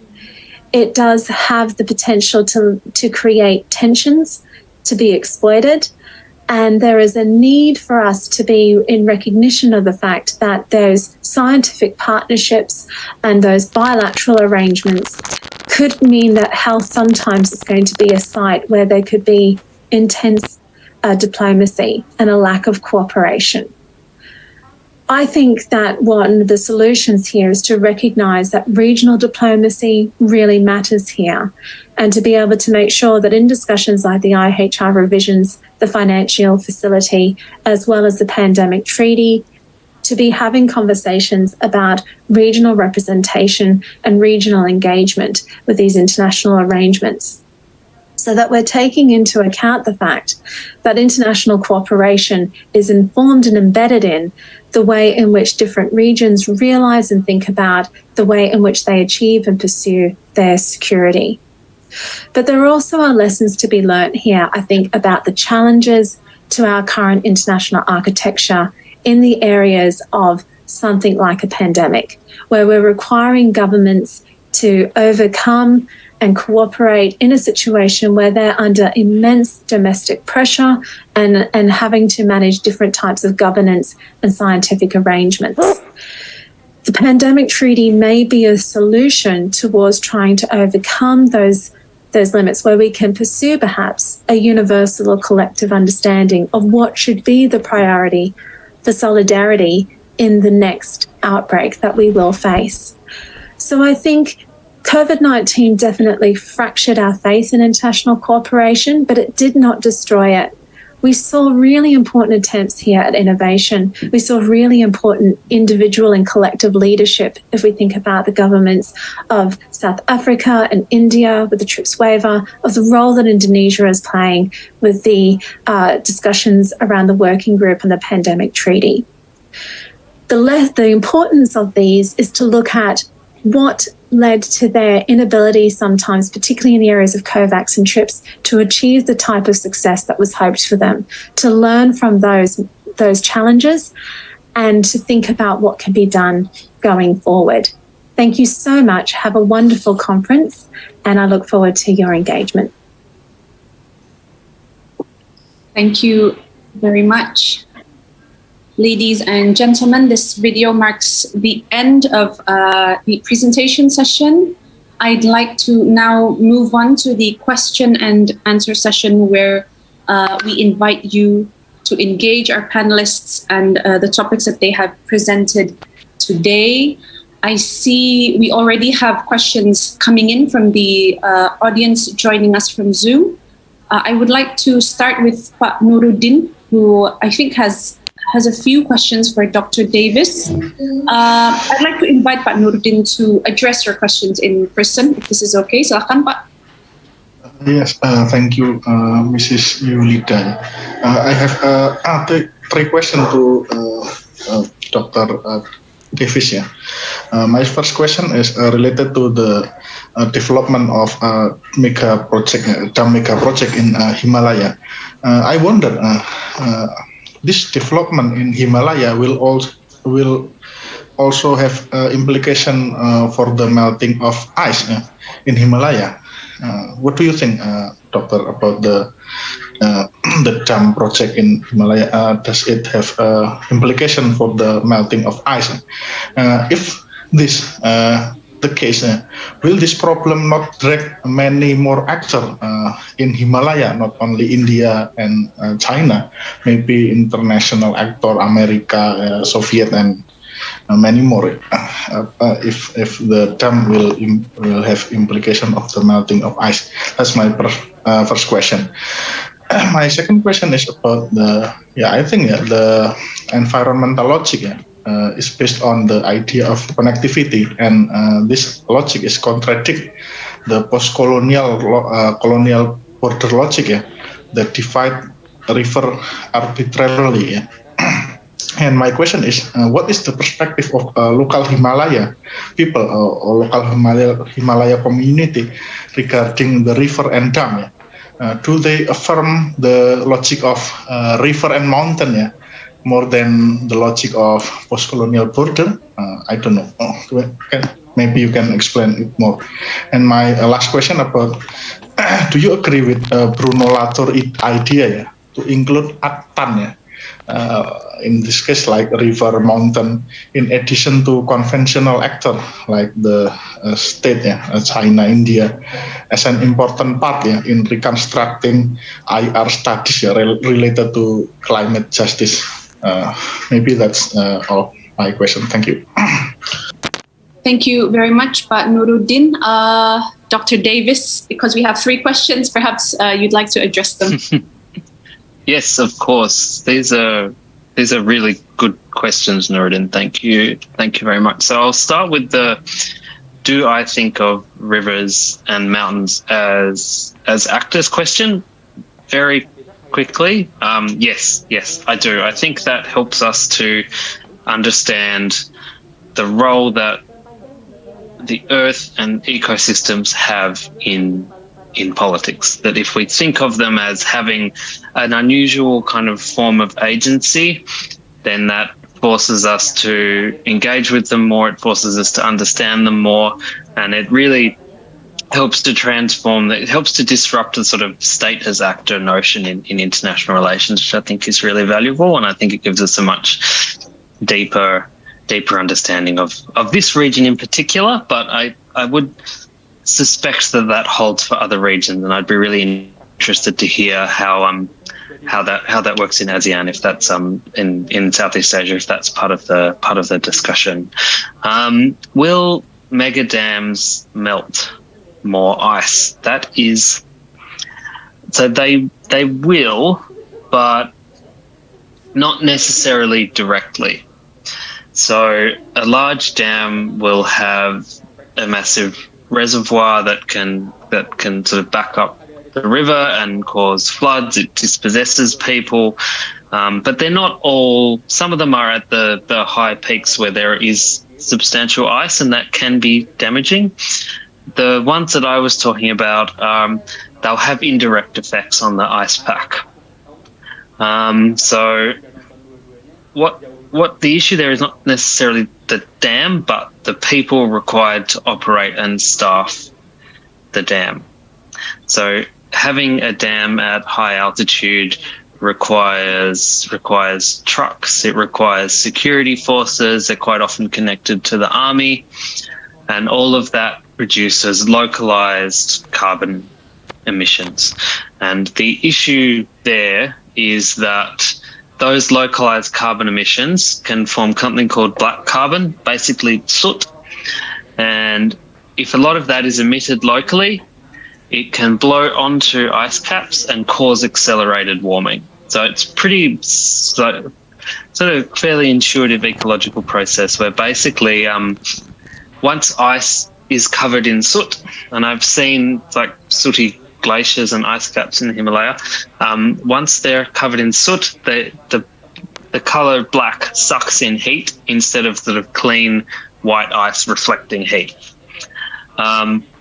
So that causes accelerated warming, and that it's not necessarily just the dam, but the increased human activity. But I think ultimately the localized warming is more caused by the army and the conflict, having large numbers of people on ice and glaciers, and the borders were drawn specifically to be at the highest peak of a mountain. Colonial border drawers thought that the natural place to draw a mountain border was along the ridgeline, and that means that you have large army presences permanently stationed on ice caps, and that expanded with the India-China conflict in 2020. So dams are a part of this, but the broader situation is causing accelerated ice melting. Does that mean other international actors should be engaged? I personally prefer the idea of bottom-up solutions rather than top-down solutions. I think external actors played such an important role in the construction of these border conflicts that it would be better if they weren't too closely involved. I think we're too responsible for them. But there are international organizations that work in the region that are quite effective. So there's an institution called ISIMOD that is based in Kathmandu that circulates ecological knowledge and solutions around the region. So there are international actors engaged, but all states engaged in the region are reluctant to have the US or the UN or Australia, Canada, external Western actors come in and moderate the border disputes. But as I said, I think it's better to have bottom-up rather than top-down solutions to this. And that leads neatly to your last question, how do local people feel about this?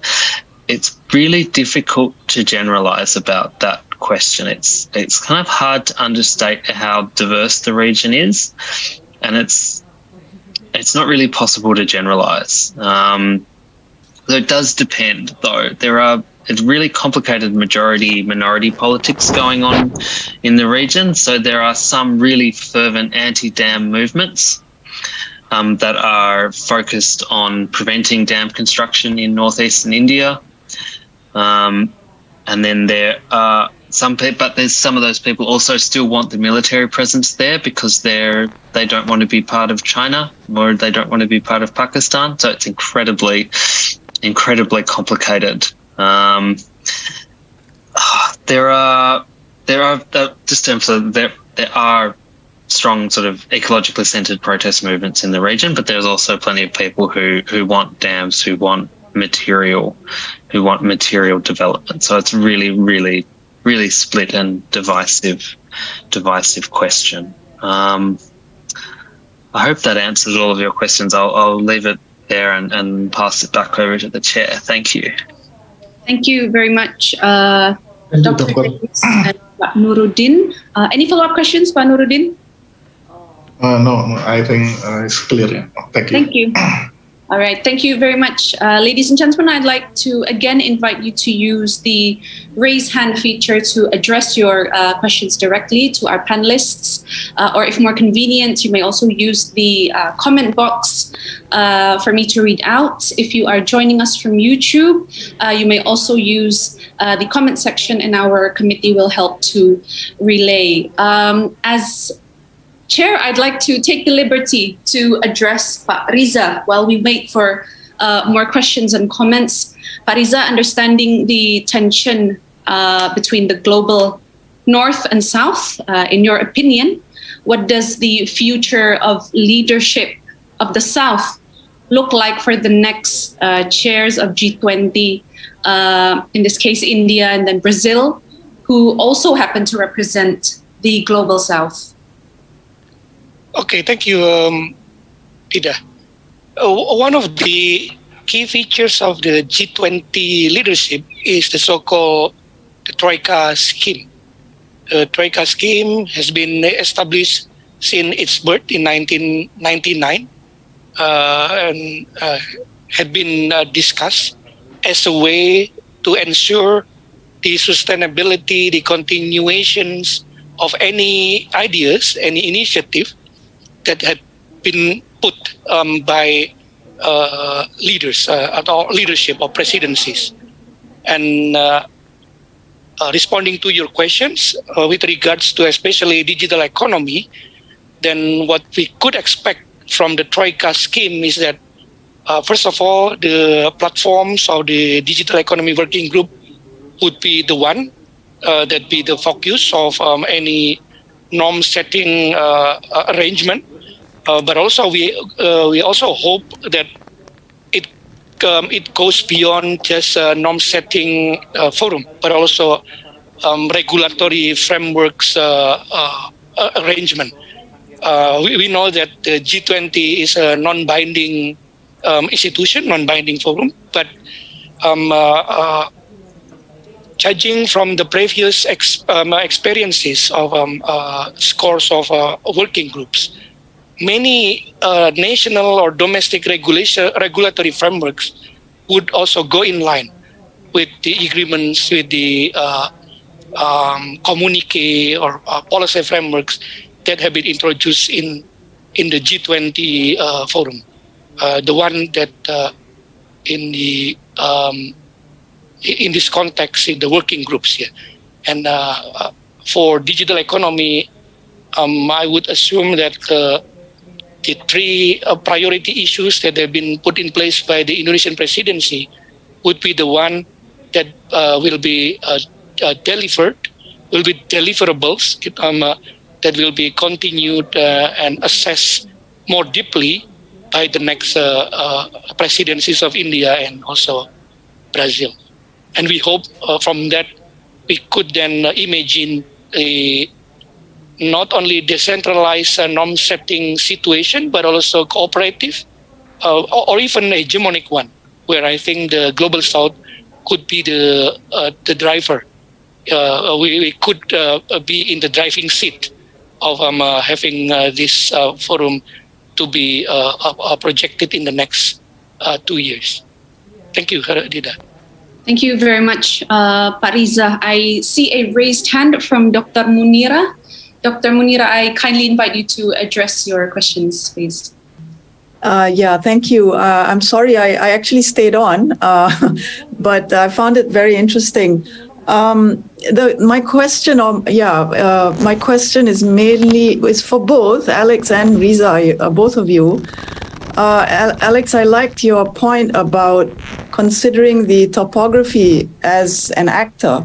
I mean, this is my point about an indigenous approach to theorizing about the basics of international theory and how we relate. Now, I was thinking about Southeast Asia and the disputed sea areas and using the sea as an agent. How would that figure in? Now, maybe this is where it applies. My question applies to Riza as well. How does it fit in when you have laws such as, you have SLOC and you have the EEZ, and then now you have a belligerent China declaring the 9-dash line. How do you incorporate the sea as an actor in your argument against what the law is about, what the law says? Okay, I know there may not be an answer to this, but it's something that we need to consider, keep thinking about, because this is a different approach that we need to take in IR. Because if anything, we need to find solutions to the persistent conflicts that we're having. Okay, that's all. Enjoy trying to answer. Thank you. That's a very difficult and excellent question. I'm not. I don't think that much as about the South China Sea disputes as perhaps as I should, or as much as my other colleagues here. In Australia and IR academics spend a lot of time thinking about the South China Sea and what that means for regional order. So I can answer how I theorize that way with the rivers that I'm particularly interested in, and then maybe we can have a discussion about how that might relate to the ocean or the seas themselves. So the issue was the idea that the Earth is an agent in the geopolitics as a backdrop, right? That's the core sort of provocation that comes out of some green IR theorizing, and also a lot of indigenous philosophies around the world, and that can lead to sort of indigenous theorizing about international relations. I think all of those things are nicely connected. So the rivers are an agent in Asian geopolitics because of the way that they traverse borders, the way that they flood. Sometimes this is really, really direct, right? So rivers are used as borders, but rivers move. There was a case in Nepal a couple of years ago where I think there was an earthquake and a river that was used as a border changed its flow, and it technically meant that a village went from Nepal to India. So that can be really directly obvious, right? That the way that the ocean currents work, or the way that a river flows, or a lot of the borders in the region are ice caps.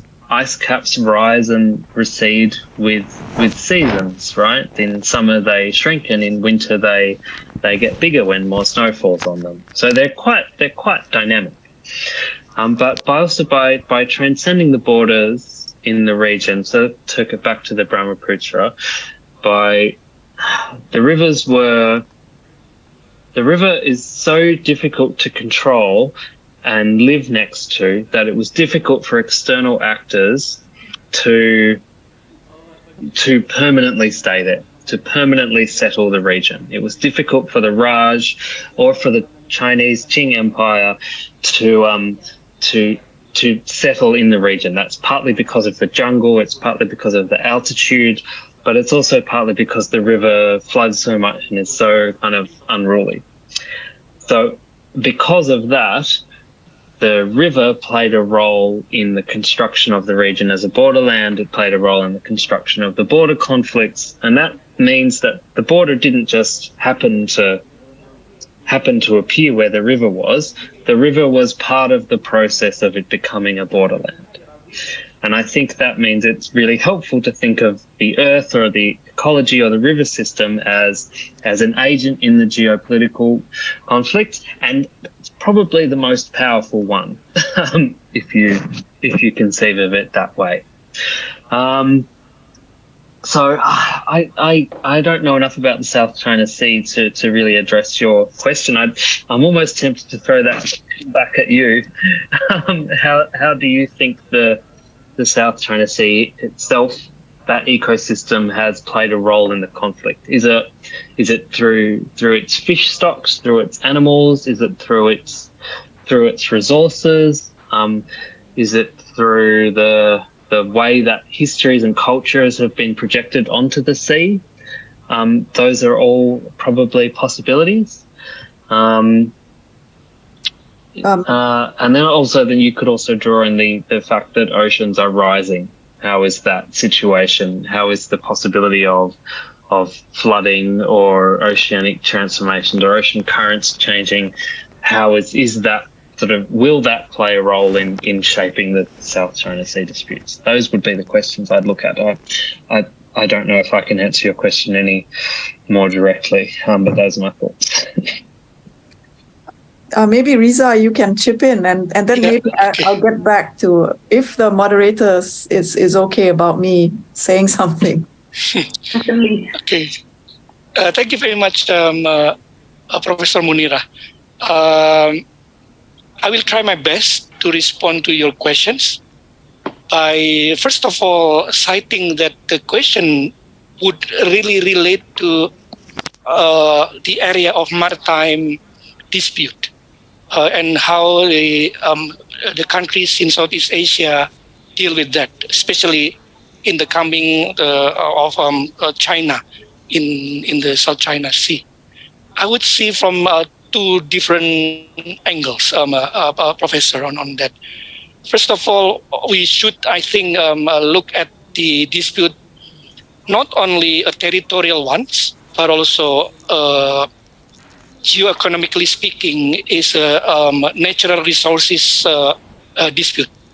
And that includes two broad areas.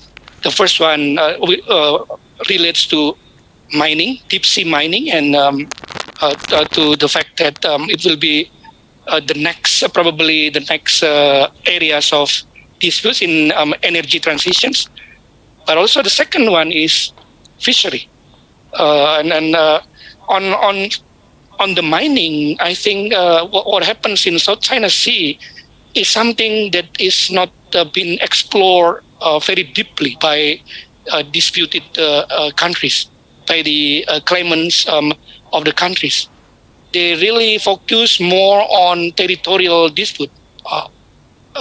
In fact, when we talk about dispute settlement, we need to go beyond just positions, but also to the interest, the hidden interest of the positions. The 9-dash line, yes, it's probably territorial claims, but beneath that, is the interest, the economic interest, and we should then see them geo-economically. And then how the ASEAN centrality, this is my second point, ASEAN centrality goes to that. And I think when we look back at the history of ASEAN involvement in South China Sea dispute, we really keen to have this workshop on South China Sea. But the focus is merely on the high-profile issue, the high politics issue, the realist issue, but not not yet going to the low-profile, low-context issues such as the fishery, or even the energy, or even when we talk about fishery, then we also talk about the possible threat of illegal fishing, unregulated fishing. That's the one that ASEAN need to be really concerned about in the next steps of dispute settlements on these specific areas of, especially South China Sea. But I happen to also supervise a doctoral candidate writing something on Ambalat, Professor Munira, how the two countries, Malaysia and Indonesia, now establishing a very technical details on how to negotiate on Ambalat issue. And it works well. In this technical level, both countries have experts who deal with technical issues. They deal with also GPS. They even deal with utilizing digital data to sort of like spot the common grounds of the two countries. And I think that's also something that we IR scholars need to be also deal with. The one that you talk about, the interdisciplinary, transdisciplinary nature of our study. And by the way, I like your presentations, Alex. I really enjoy that. In addition to the inspiring speech by Professor Munira previously. Thank you. Thank you. Dr. Munira, any follow-up comments? Okay, just very quickly, thank you for giving me the time. Yeah, thank you, Riza, and both you and Alex. I guess I was looking or zoning in on what Alex said about the bottom-up approach. And now that you mentioned, Riza, about the technical solutions that are in place now, that is acceptable and that's good. But also going back to my talk earlier about ethics, I was wondering, and then including the interdisciplinary approach, including the aspects of the human security aspects, and that connects with the fisheries problem. What about fishermen and the families who live on the ocean? There are many of these families whose culture and being are shaped by the ocean. That is going to be wiped out because we have competing powers who want raw materials, who want minerals. But basically all these cultures are about is how to fish and how to feed themselves.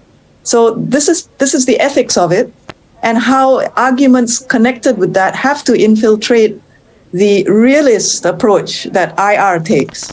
So that's my comment, and that's my hope. You know, it sounds like a tall order, but we need to incorporate these kinds of arguments. I know human security is already there, but anthropology can come in because culture is built on these seas. You know, how these communities have survived for centuries, for millennia, when it comes to Southeast Asia. Maybe we can bring that in as part of the canon. Okay, thank you, and so much for allowing me to say a few words. Thank you. By all means. Thank you very much, Dr. Munira. Ladies and gentlemen, do we have any more questions for our panelists today? I see a question from an audience from joining us from Zoom, if I'm not mistaken. I see a list of comments and a question from Pak Sahrial Fazri. Perhaps I will take the liberty to select one of these comments or questions, particularly regarding climate. Let me quickly take a look. So, how serious and committed are the G20 countries in dealing with the climate crisis? And is this a part of economic priority for these countries? I think this question can be addressed to both, but I also see a hand raised from Pak Aim. I will entertain Pak Lukman Hakim. Silahkan. Okay, thanks, Ms. Yulida. First, I would like to thank Alex for a wonderful presentations. I just can imagine, the method, the feedback, the energy you spend to produce such a wonderful finding. First, I would like to echo what Munira said about the importance, and I think your research could be a good exemplar on how to produce, the knowledge of IR from the conditions, experiences of the global South.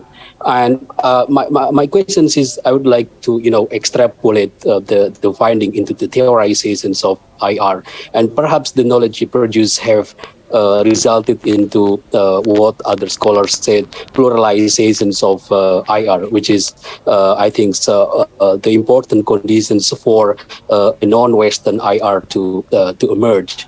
And my question is that, one of the prerequisites to allow this particularity of knowledge is, of course, to disarticulate Eurocentrism's model of IR. And in your opinion, to what extent such, sorry to say, like a narrow and focused productions of IR, like in your case, which is highly case-based, can contribute to the disarticulations of, Eurocentrism's based IR. And the second question should be addressed to Mas Riza because Sarah Davis is not here. But the basic issues is that, the pandemic and digital transformations have similar natures and a similar paradox. Both issues, actually normatively urge us to build the solidarity because we believe pandemic need more cooperations, and digital transformations would be impossible without, without cooperations as well. But the problem here is that in the issues of pandemic, the prospect of multilateralisms, liberal multilateralisms, I would say, had been hindered by the phenomenon of, cases like vaccine nationalism, for example, that hampered, people to get vaccines equally at the global level. And in the case of digital transformations, especially what have we witnessed in G20, how geopolitical issues have blocked this possibility of open collaborations in the framework of multilateralism. Do you think that this is the end of multilateralisms or the end of liberal model of multilateralism? Thank you. Sorry, thank you very much, Pak Aim, for these questions. I'd like to invite Dr. Davis to answer first. Thank you very much for both questions. Sorry, I was still just thinking about them, but I'll try to think on the run. So to start with the question from the chat, how serious are G20 countries in dealing with climate change? So I think if you look at the COP process and the changes that have happened in that since the Paris Agreement, you'll find that most of the G20 countries are serious about dealing with climate change. Not necessarily all of them. I don't think Russia is particularly serious about dealing with climate change. I don't think Brazil under Bolsonaro is particularly serious about dealing with climate change. I don't think the US under Trump was at all serious about dealing with climate change. But for the most part, there has been in the last few years a shift from debating the science of climate change to accepting it and figuring out how to deal with it. But the issue there is that we've spent far too long debating the reality of it, and now the deadline is upon us, and where the world is kind of like one of my students waking up the morning that their essay is due and trying to do a good job of it, right? That it's going to be very rushed.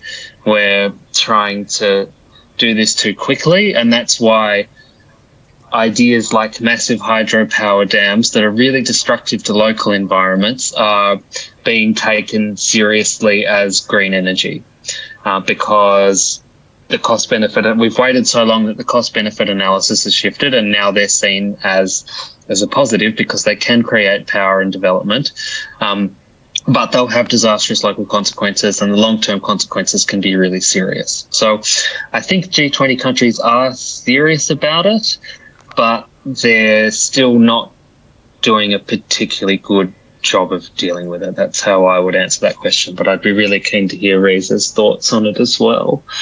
To what extent does case-based work sort of diffuse or challenge Eurocentrism in international relations? I really like this question. This is a good topic.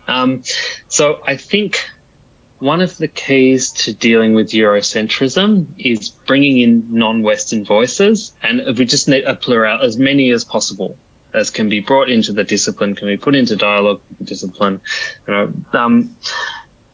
as many different perspectives as possible. There are risks with it, though, that if it engages deeply with non-Western perspectives, I think it challenges Eurocentrism.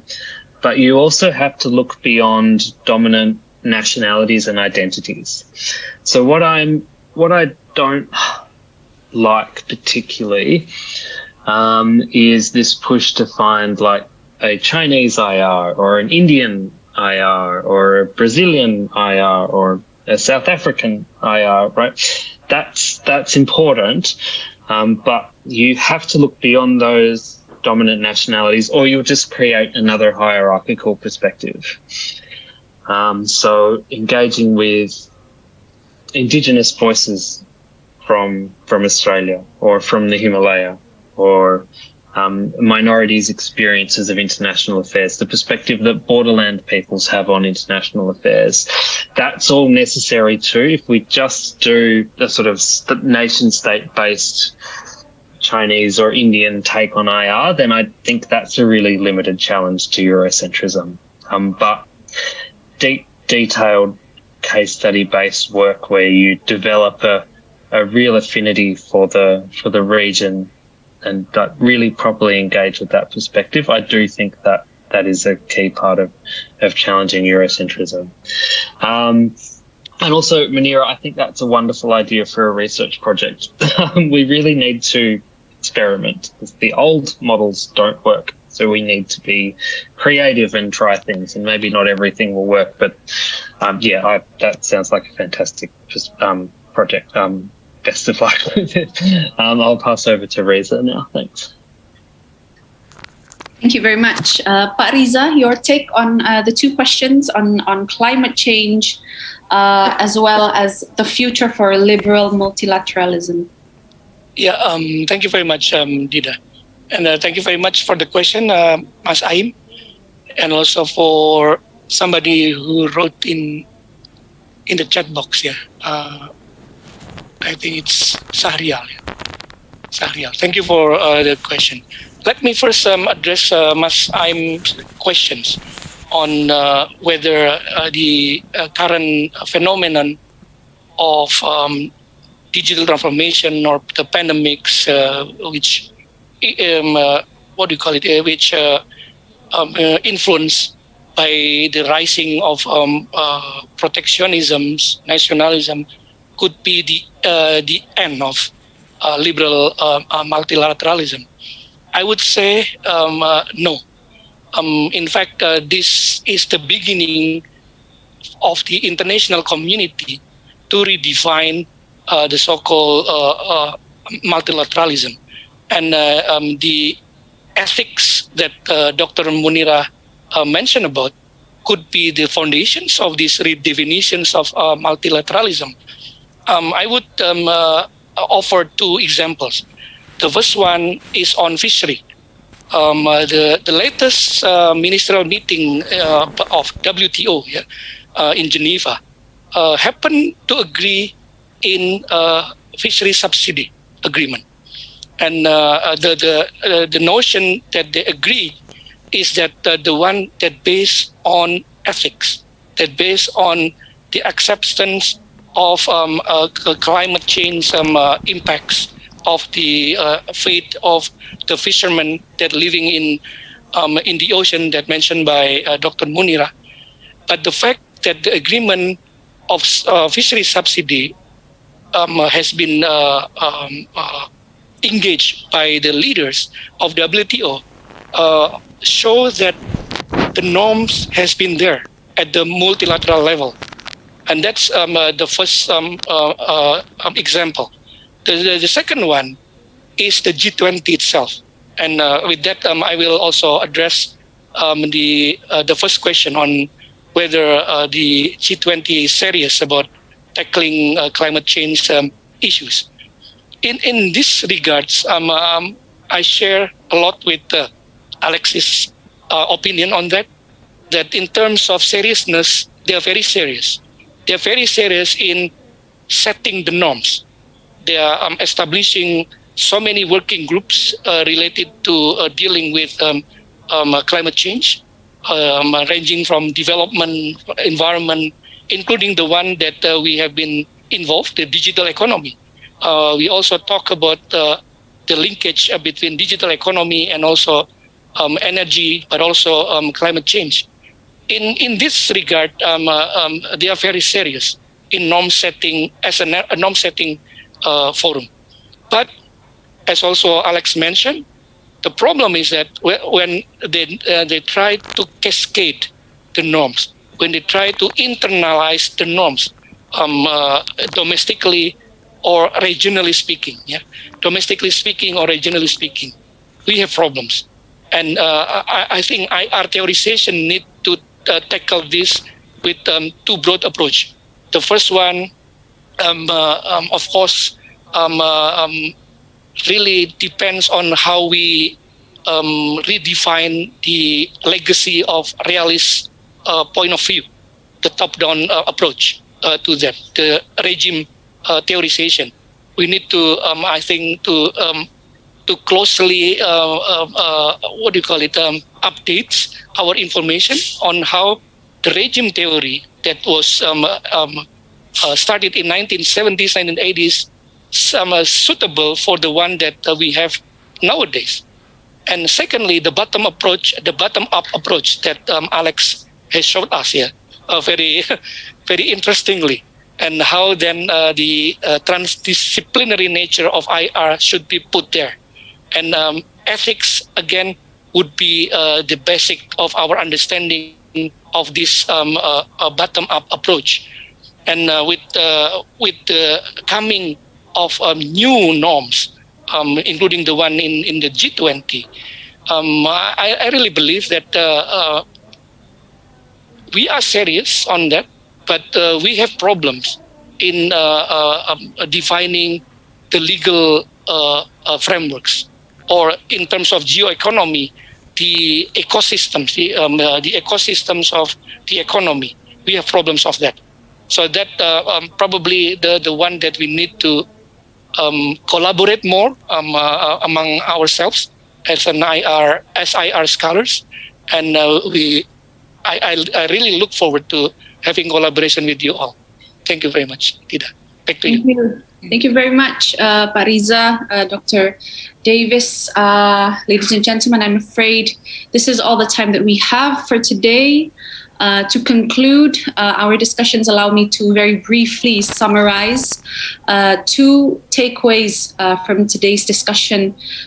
Firstly, in mitigating the North-South divide, what is urgently required is a heightened diplomatic role of emerging nations combined with sound strategies to address tensions and potential tensions. And secondly, it is also time for the academia to play a more central role in this debate, in shaping talks of ethics, morale, in sharpening strategies, and also reiterating our alignment with humanity as a whole.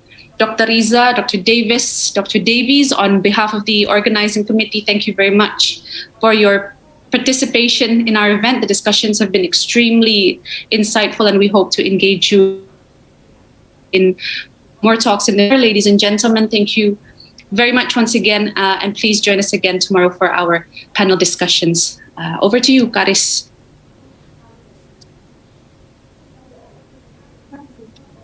Thank you.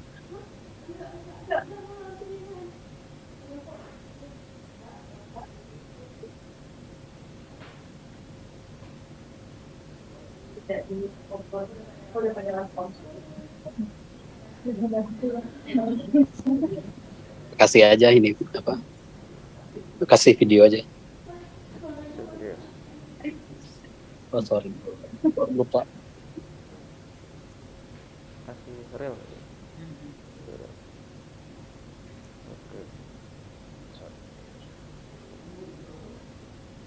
Ladies and gentlemen, apologies. That was the end of the discussion today. We look forward to rejoining in our session tomorrow.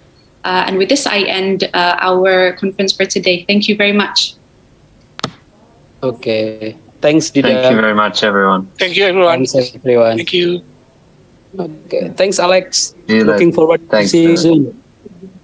Yeah, I'll hope to meet you soon. That would be wonderful. Okay. Thank you. Thank you.